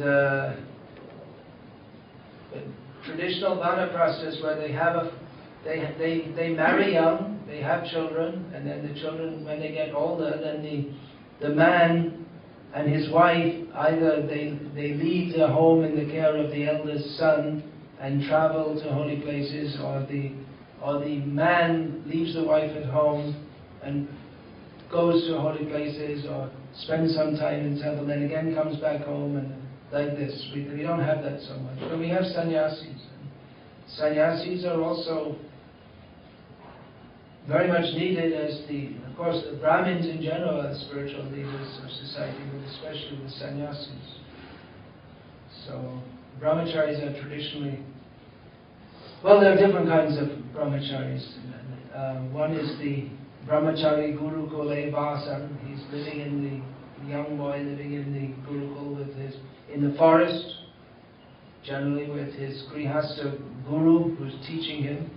But another kind of brahmachari is the brahmachari in the mutt, who is serving as servant of a sannyasi, or traveling with a traveling preaching sannyasi.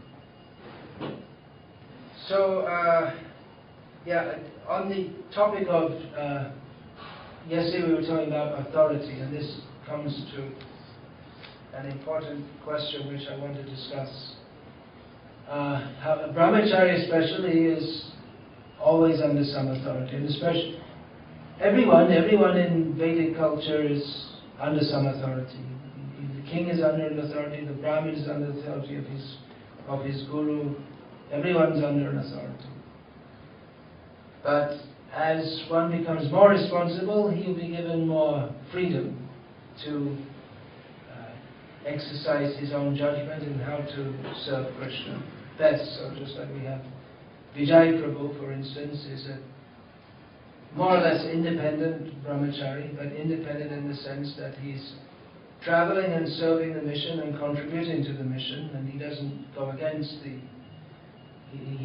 independence. It's not a declaration of independence, but it's something that's naturally accrued to him because of his dedication to serving the mission. But that's not for the new brahmachari, especially new brahmachari should be guided at every step. So I discussed that somewhat yesterday. Now, in the matter of authority, we always read in Srila Prabhupada's books and throughout Shastra how devotees in general, and particularly brahmacharis, they're under the authority of their guru. But practically in day-to-day life in ISKCON, we find that devotees don't see their gurus very much, and the gurus don't see their disciples very much. And the immediate authority is the temple president. So how does that work? Now, as I was saying, generally the brahmachari is the servant of a sannyasi or the servant of his grihastha guru. That gurus travel widely and initiate widely is sometimes criticized, but it's not something new. That has been going on for many years. Acharya, Madhvacharya, Madhavendra Puri, Shankaracharya, they all traveled widely and preached and initiated people widely. We find it's described in Chaitanya Bhagavat how Madhavendra Puri came to the home of Advaita Acharya, who must have received his Vedic initiation. I mean, he was a Brahmin by caste, at least from the external perspective, but he took Vaishnava initiation from Madhavendra Puri when Madhavendra Puri came to his home. And then after that, it seems that quite likely they never met each other again. Madhavendra Puri was wandering here and there. So it's not unknown even in the previous times when there wasn't intercontinental communication and you couldn't listen to a class live on the other side of the world. What I'm saying is that nowadays that's even more facilitated than it was previously. But it's a question which has been discussed in the GBC for the last few years, that of parallel authority, that devotees in the temple are supposed to work under the temple authorities, but then the devotees themselves tend to lean towards or trust their gurus more. That tendency is there. And they play one authority off another. Well, if they're politicians. That's not very good. So who should you follow? Well, the argument is, well, the temple authorities are there, they actually know the devotee very well, and therefore they should follow the temple authority. Well, ideally the two authorities' lines should be in accord with each other and have a good understanding. But it may be that the temple president is seen as someone who just wants me to get something done, whereas my guru is only interested in me as my spiritual advancement. It sometimes seems like that. Or sometimes seems the temple president may change, or I may change, I may not be in this temple forever, but the relationship with the guru is ongoing. So what's the solution to this? I don't know if there is a solution. It's unique. There's never been such a situation in the history of Vaishnavism, as far as I know. Can I offer a suggestion? Yeah, but can I just say a few more words? And then, and this is a discussion topic. I don't have any solutions. It's something that can be discussed. As far as possible, if the temple leaders and the gurus of the devotees are in accord with each other, then that's the best solution. But as we're finding in our society, there are very different approaches and very different opinions on a wide variety of issues. So it can be confusing for the devotees who are supposed to follow. Therefore, we should try to understand what is Siddhanta. We say there are different opinions on different issues, but what is the actual conclusion of Shastra and of the Acharyas? That we should act according to that. All right, Maharaj, please say. You said it. Okay. It's not just that everything's a matter of opinion. Of course, there may be different approaches in Krishna consciousness, and different approaches may be different, but it's not that because they're different that one is right and another is wrong. There may, just like for instance in book distribution, we may say that it's better to speak to people about the value of the book and tell them this is something which will help you to lead a better life and this and that. But I was just speaking with Sureshwar Prabhu, he distributes on Waikiki Beach in Honolulu, and he told me that kind of line among the tourists, they're just in an enjoying mood. It doesn't work. You'll sell very few books if you do like that. So he is involved in the Food for Life program, and he stops the tourists, shows them I'm doing this, takes a donation and gives them a book. So, I did it right there. well, he said you didn't. All right. Not as good as other places. All right, okay. But I'm just saying that, and in England we've always found that distributing big books has always been quite difficult there. I mean, even in the heyday of Tripurari Maharaj, he came there. I'm not sure them how to do it, but he was also stumped there. So it may be the different approaches in different places, and the most idealistic approach may work somewhere and not elsewhere. We may say it's better to go in devotee clothes to distribute books. Maybe in some places it's not. Maybe in some places it's better to wear kami clothes. So in many cases it's not like one approach is correct and the other one is, damn, you go to hell, burn in hell forever because you put on kami clothes when you're distributing books.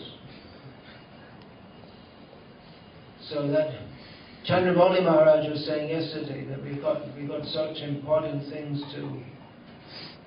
we've got such important issues, we were discussing that yesterday, we've got such important issues to revive our movement, and then but devotees are spending so much energy on discussing whether women should be called Mataji or Prabhu. This issue, it can be cause a lot of blood boiling and my approach to this is, well, I don't like to call women Prabhu, and I see the Prabhupada didn't, but at the same time, I'm not going to put out lots of energy to if a woman wants to be called Prabhu, I won't call them Prabhu, I'll call them Devi, something like that. I can say so-and-so Devi, and then that's like another term, which is a neutral term. I don't know why they don't like to be called that. Again, this is an issue which generates a lot of blood boiling, but it's better not to get involved in. We should understand among ourselves that the traditional culture is to call Mataji, but there are some ladies in our movement at the present time who they're not going to accept that. And apparently Prabhupada at some point also did call some women Prabhu, so if they want, then what can you do? I'm not going to fight with them. The point I was making was that there's things that are really critical. There are things which are really critical, and we expend so much energy on less critical points. If I get round to it, I was going to speak about, this time, which I was going to talk about feminism, homosexuality, and other issues which are prominent in society today. So, what's the discussion then about parallel lines of authority? That's something which needs to be. Well, what do you all feel? You are the ones who are in this situation. Mahatma Prabhu wants to say something.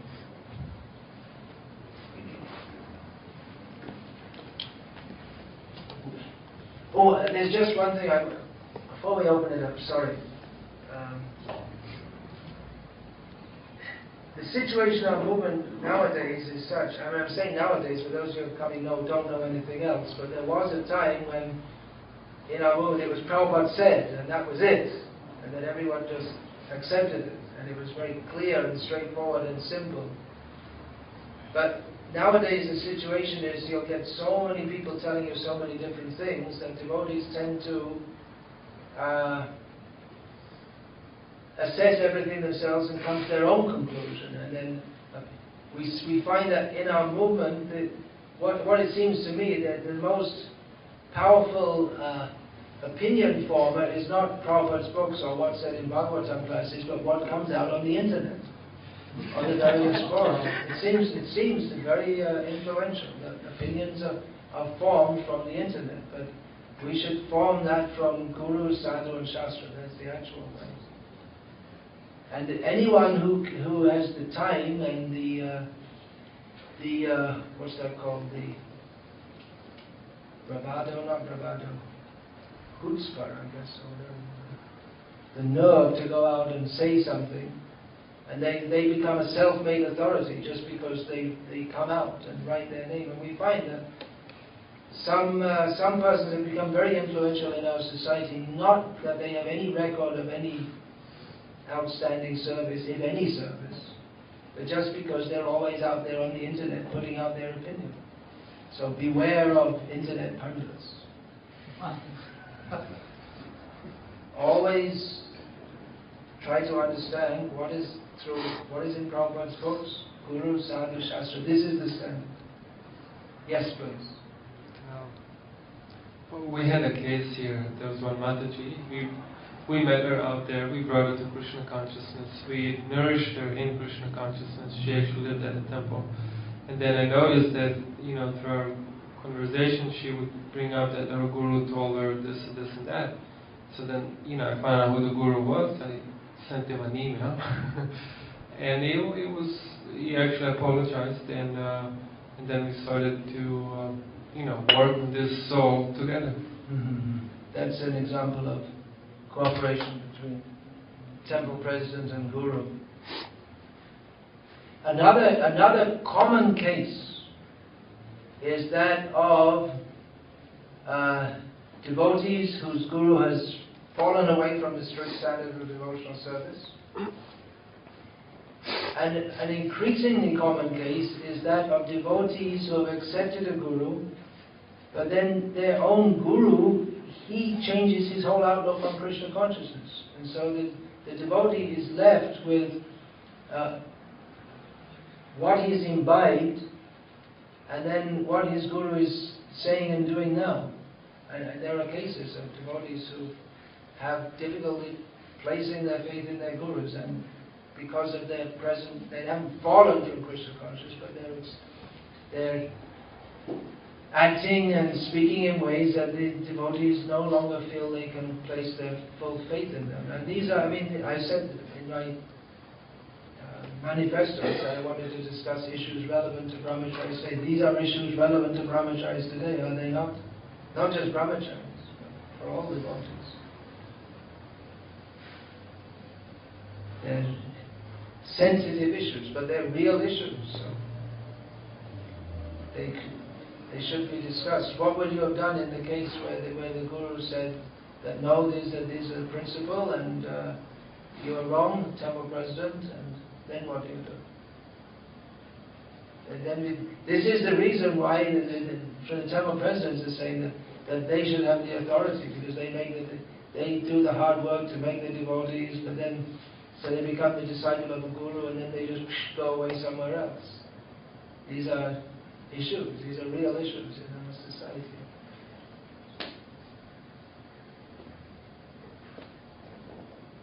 Yes, please.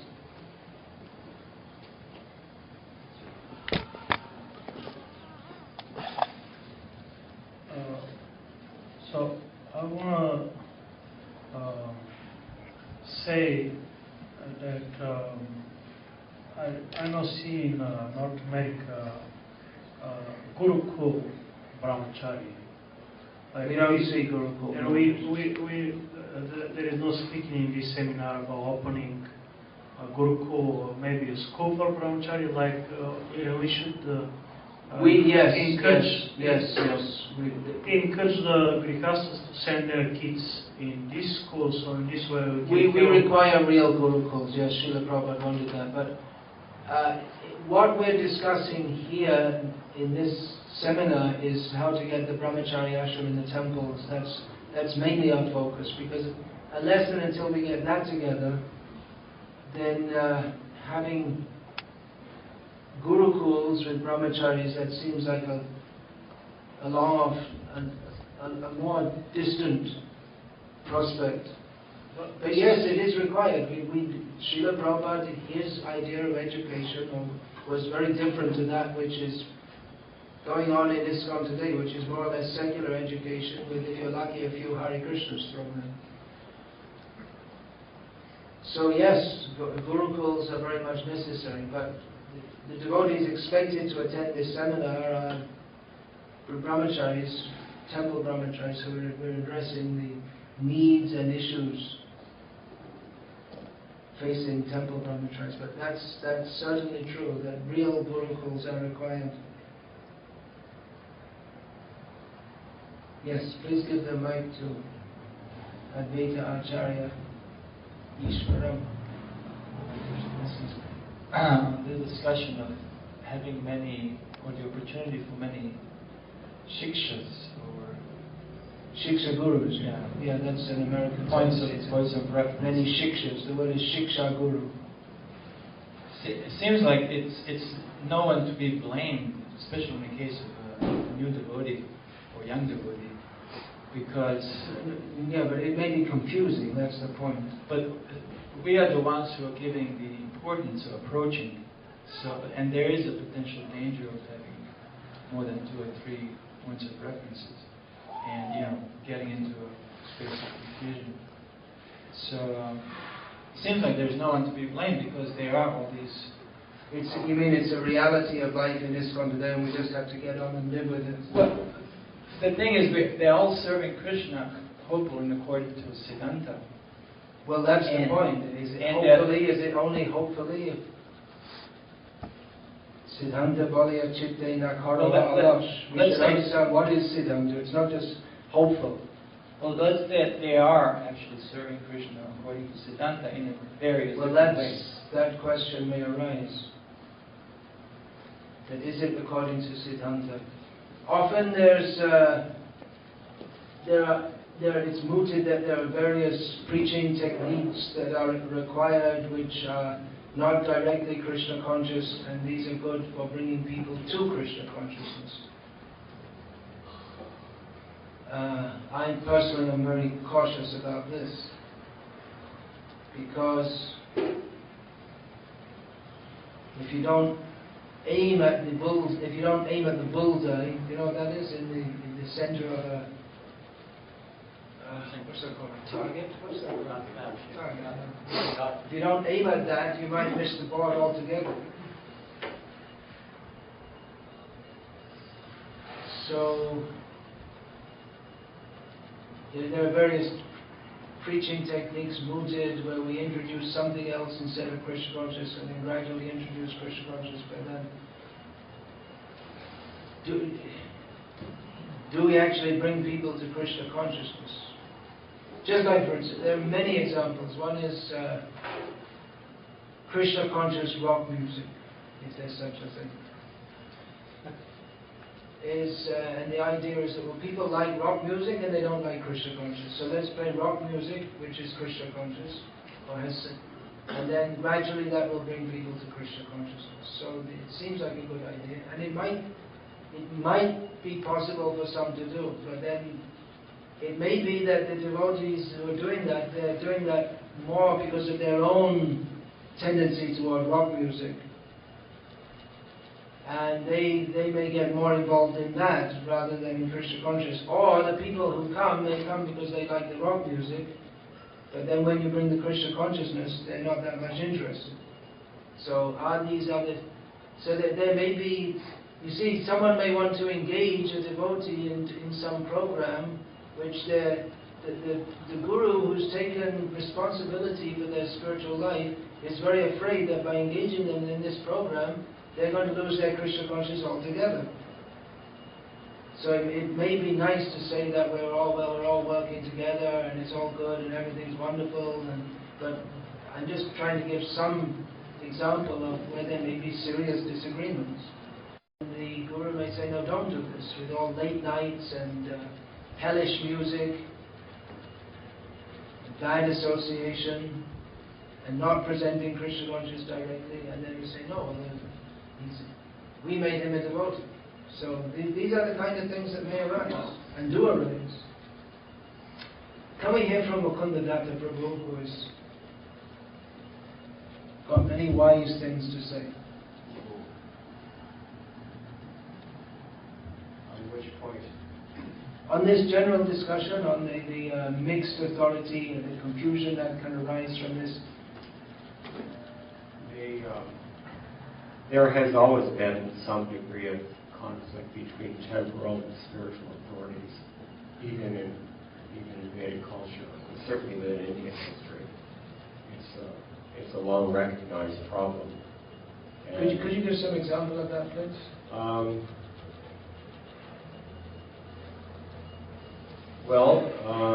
I can't give a specific historical example offhand, although I know that they do exist, but I think the principle that we're talking about is that traditionally the Kshatriyas derived their authority to rule by dint of the fact that they were approved, they were endorsed, so to speak, by the Brahmanas. On the other hand, the Brahmanas really couldn't do a whole lot unless they had, we see time after time after time, that they can't really do the preaching that they want to do unless they have state support. So it is a symbiotic relationship, as you said before. All the varnas and all the ashrams, they have that interdependency. But it has also led to the kinds of problems that we are experiencing in ISKCON. And I think that for that reason, we can learn from history. In the 11th canto, there's a very nice verse that Krishna tells Uddhava, in which he says there are not 3 pramanas but 4, and the 4th one is aitihya, in other words, itihasa, history, tradition, traditional convention or tradition in general. So we can, if we are having trouble reconciling this basically perennial tendency, then we can learn from the past. That's my feeling. All right, Parameshwar Prabhu wants to say something. He had something to say about this yesterday also. He's had some personal difficulties in his life with such issues. Dealing with this quite often, and could have been extremely disastrous at one point in my life.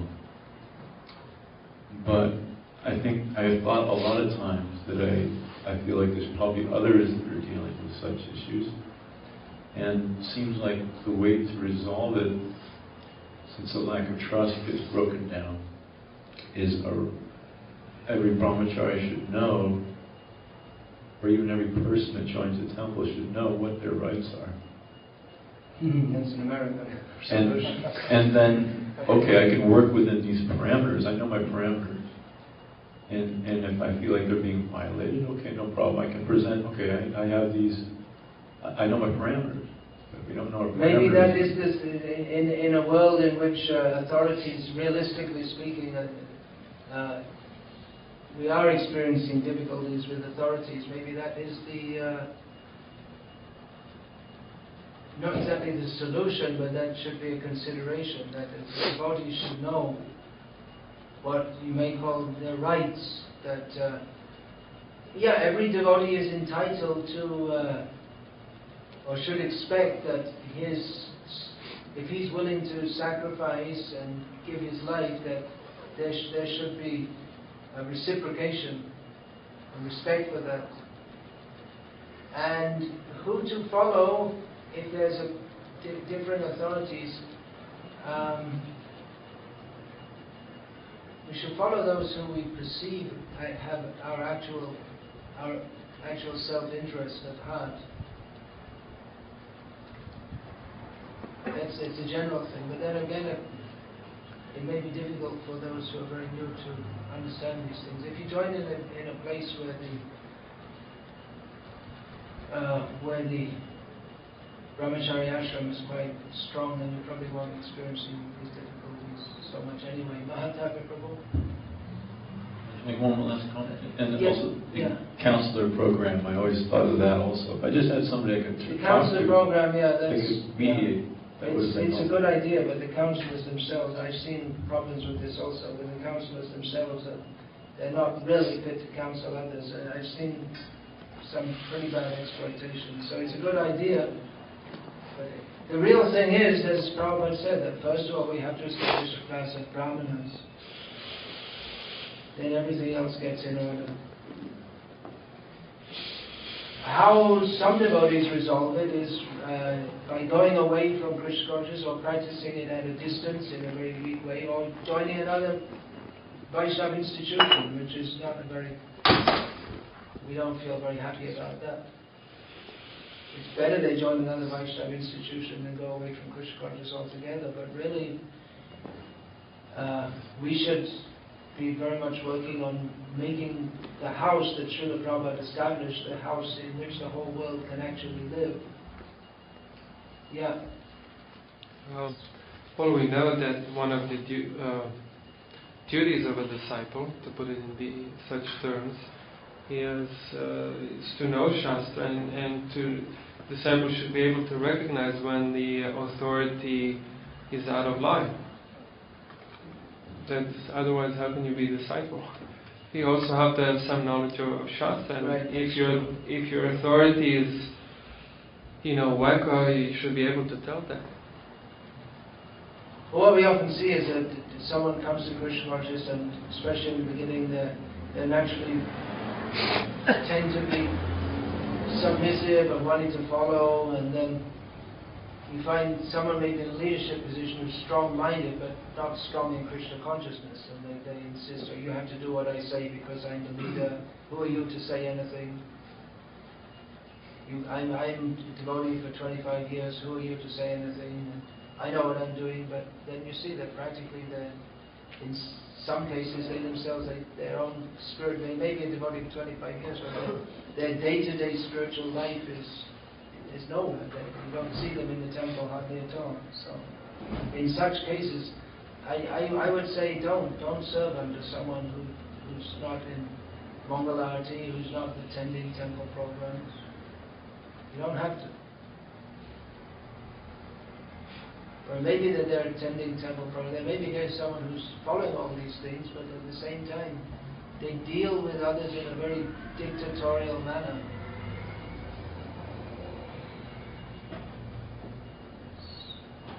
Anyway, if you don't have the problem, I guess you don't have to worry about it. But then, on your personal level, but as a society, we have to work towards making a truly Krishna-conscious culture.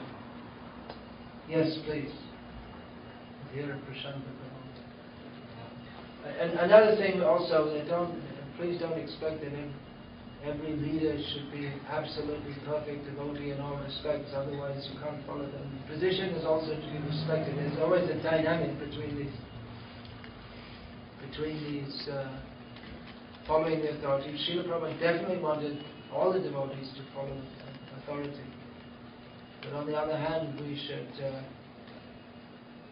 not commit our lives to authorities who, by following them, we won't have spiritual benefit.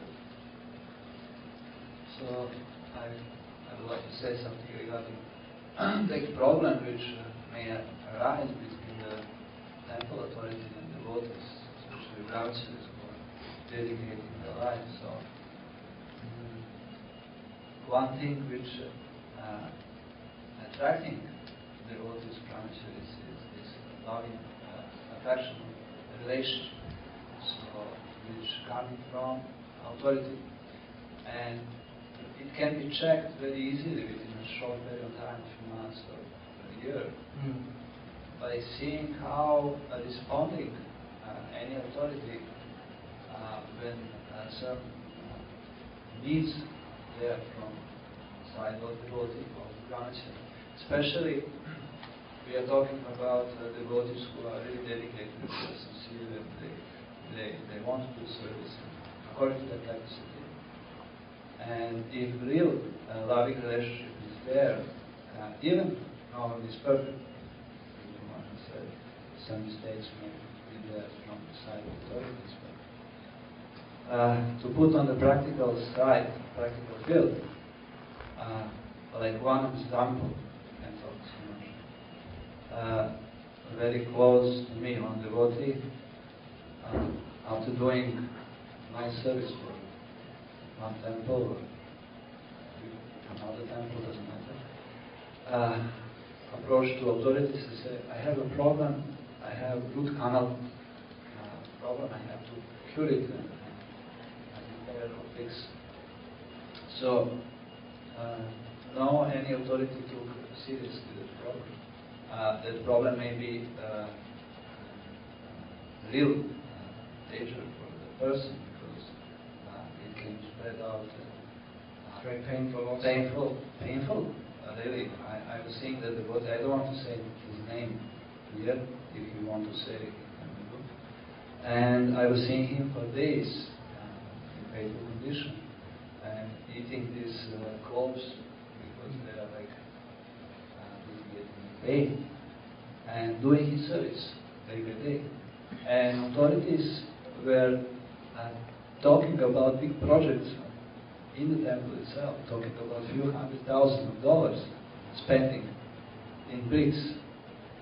Okay, maybe we can say it's the expansion of Balaram, but if you have a temple, you don't have the... Yeah, it's the point we're making, that you're talking about big projects and doing big things, but not looking after the devotees. And the problem is that they always say same thing.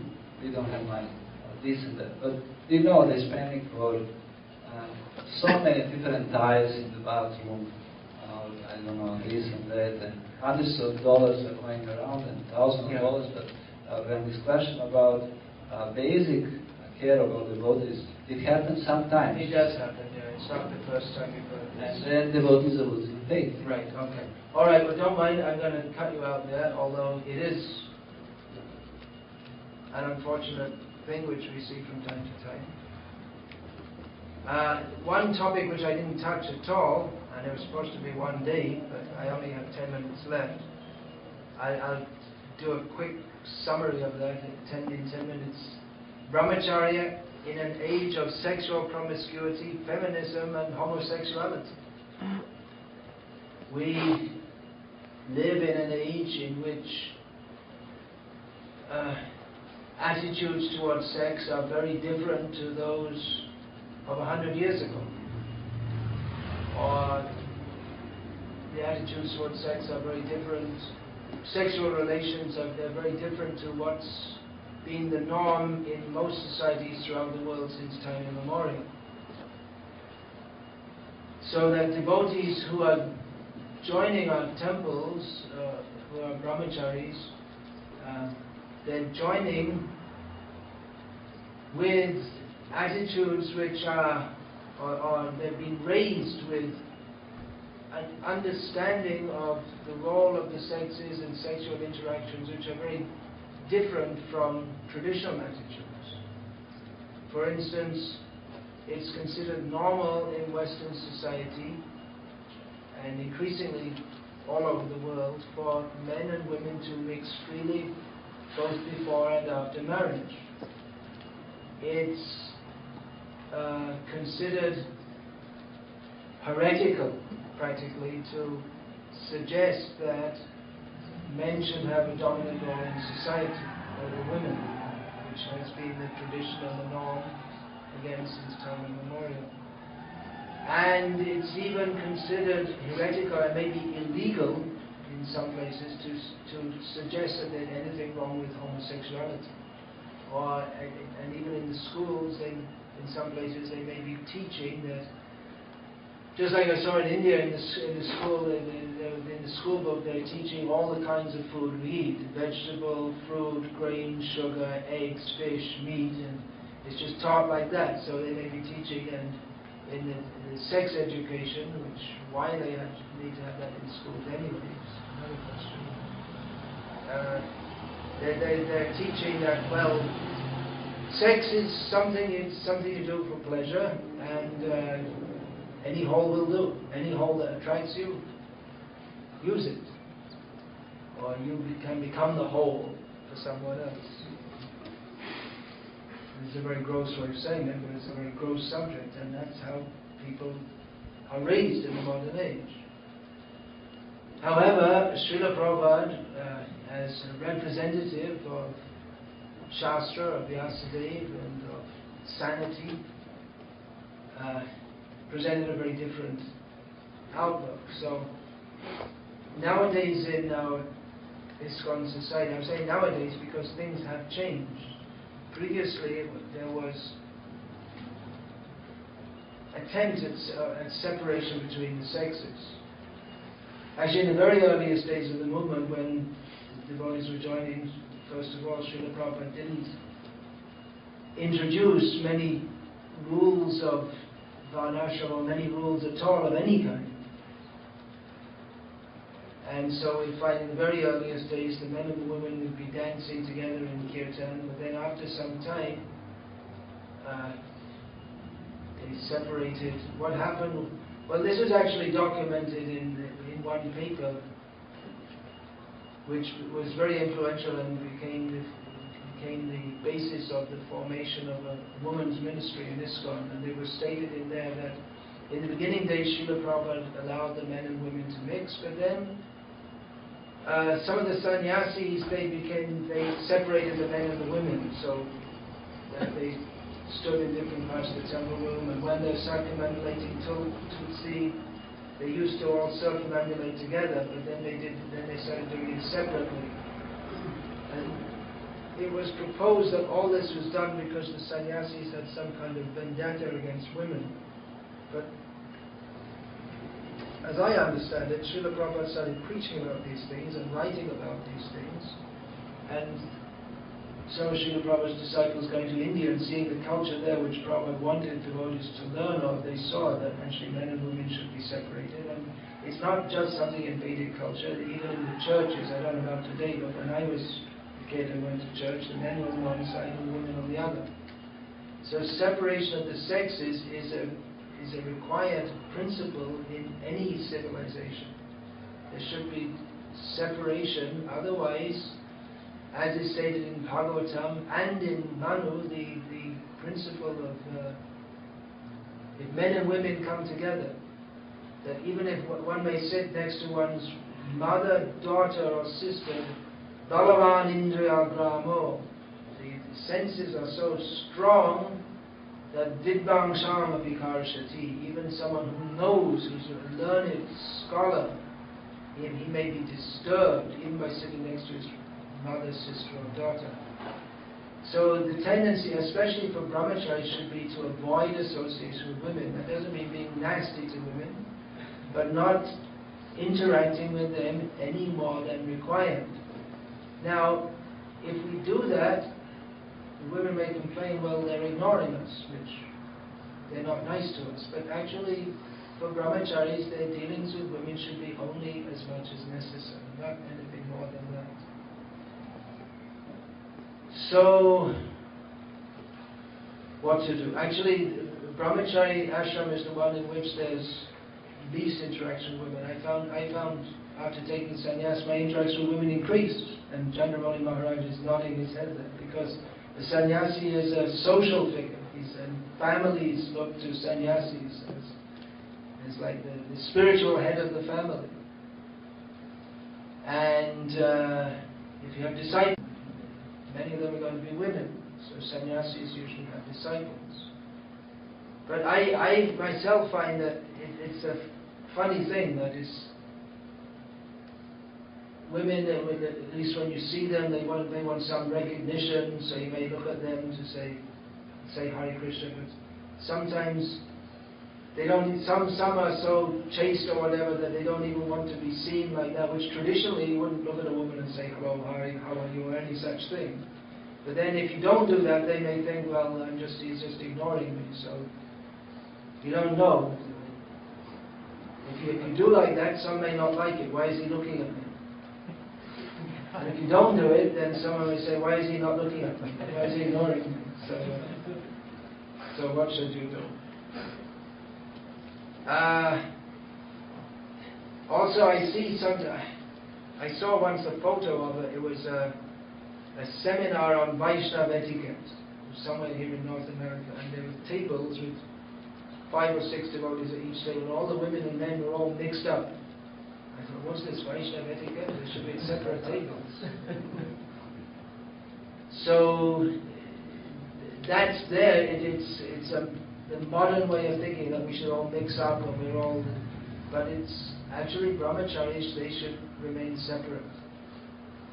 And again, not be rude. And if there's service to do, many times there may be service which requires that you have some interaction. But polite, formal, and as little as possible. It's really best for brahmacharis. Who was telling me that just the other day, that there was one devotee, he was town president, he was a brahmachari. He was a brahmachari for 3 years as a town president. Everyone was telling him that you can't last. But he had a system where the Matajis, he would speak to, they wouldn't come in his office, if they wanted to speak to him, he would speak to them on the phone from outside. And they'd say, oh, this is fanatical. But he did that. Then everyone was saying it's fanatical, so he started letting them in his office, and he talked to them. Within 2 months he was married. So, huh? Whisper into the ear. So we should, and then the question of homosexuality. Well, it's not so much a question, because if any better that people with homosexual tendencies don't live in the ashram. That's all. It's too much of a risk, because if they're attracted to male, if a male is attracted to a male form, then how can he live in the brahmachari ashram? It's bad for him, and it's dangerous for the brahmacharis also. So, I'm sorry there's no more time to discuss these. There are also issues in this complex age in which we live. So, anyway, maybe some other time we can discuss that more. And also about homosexuality, we should understand, contrary to modern propaganda, it's not normal or natural. It may be that some people, they do have that tendency from birth, but we should understand that it's, according to Shastra, it is due to previous sinful life. It's not something that we should all right, we're all sinful, but at the same time, we shouldn't think that it's normal, it's natural, and it's okay, and that homosexual marriage is okay. Yes, please. Maharaj. Sorry, I don't have time to discuss this more, but there is no more time. Want a little Prabhupada humor on this point? Yes. So I think it was New York, I'm pretty sure it was. There was one person in the ashram who was male, but very much with feminine characteristics and activities. So the devotees wrote Prabhupada what to do. Prabhupada said, well, have them stick to one ashram. You know, he I think it said designated let some him way pick a or gender. another, but have them stick to it. Was that someone wanting a sex change operation? No. In other words, they didn't know where to engage him. He was better with the women, but at the same time he was a man. So Prabhupada said, well, I can't understand. The thing is sticking in the Brahmacari ashram. Prabhupada wrote back, you just stick to one ashram. That's all. It was kind of like a funny little... I didn't get it. I'm sorry. I lost it. What did you understand by that? That he should either remain in the Brahmacari ashram or go outside? They didn't know how to engage him. He did better associating with women because he was more like a woman, but at the same time he had a male body. So it is an increasing phenomenon. We do find people who are trying to be Krishna conscious and then homosexuals. And anyway, we don't have to discuss it now. But better they don't live in the ashram. It's my it's actually not helpful because it's not so good for them and for the others. Yeah. And nowadays you don't know. You don't know, yeah. It's too late, you know. Maybe that's something that they should be, when they're coming in, they should be screened for their sexuality. Seriously. I mean, it's such a crazy world we live in. They should be asked, are you homo, hetero, or bi? Or the best is asexual. Either way,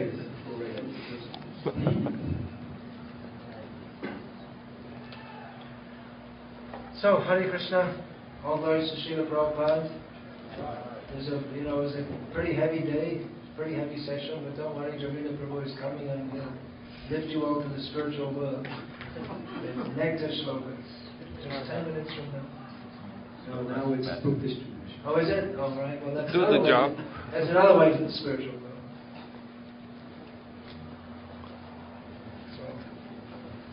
His Holiness Bhakti Vikasa Swami ki Yeah.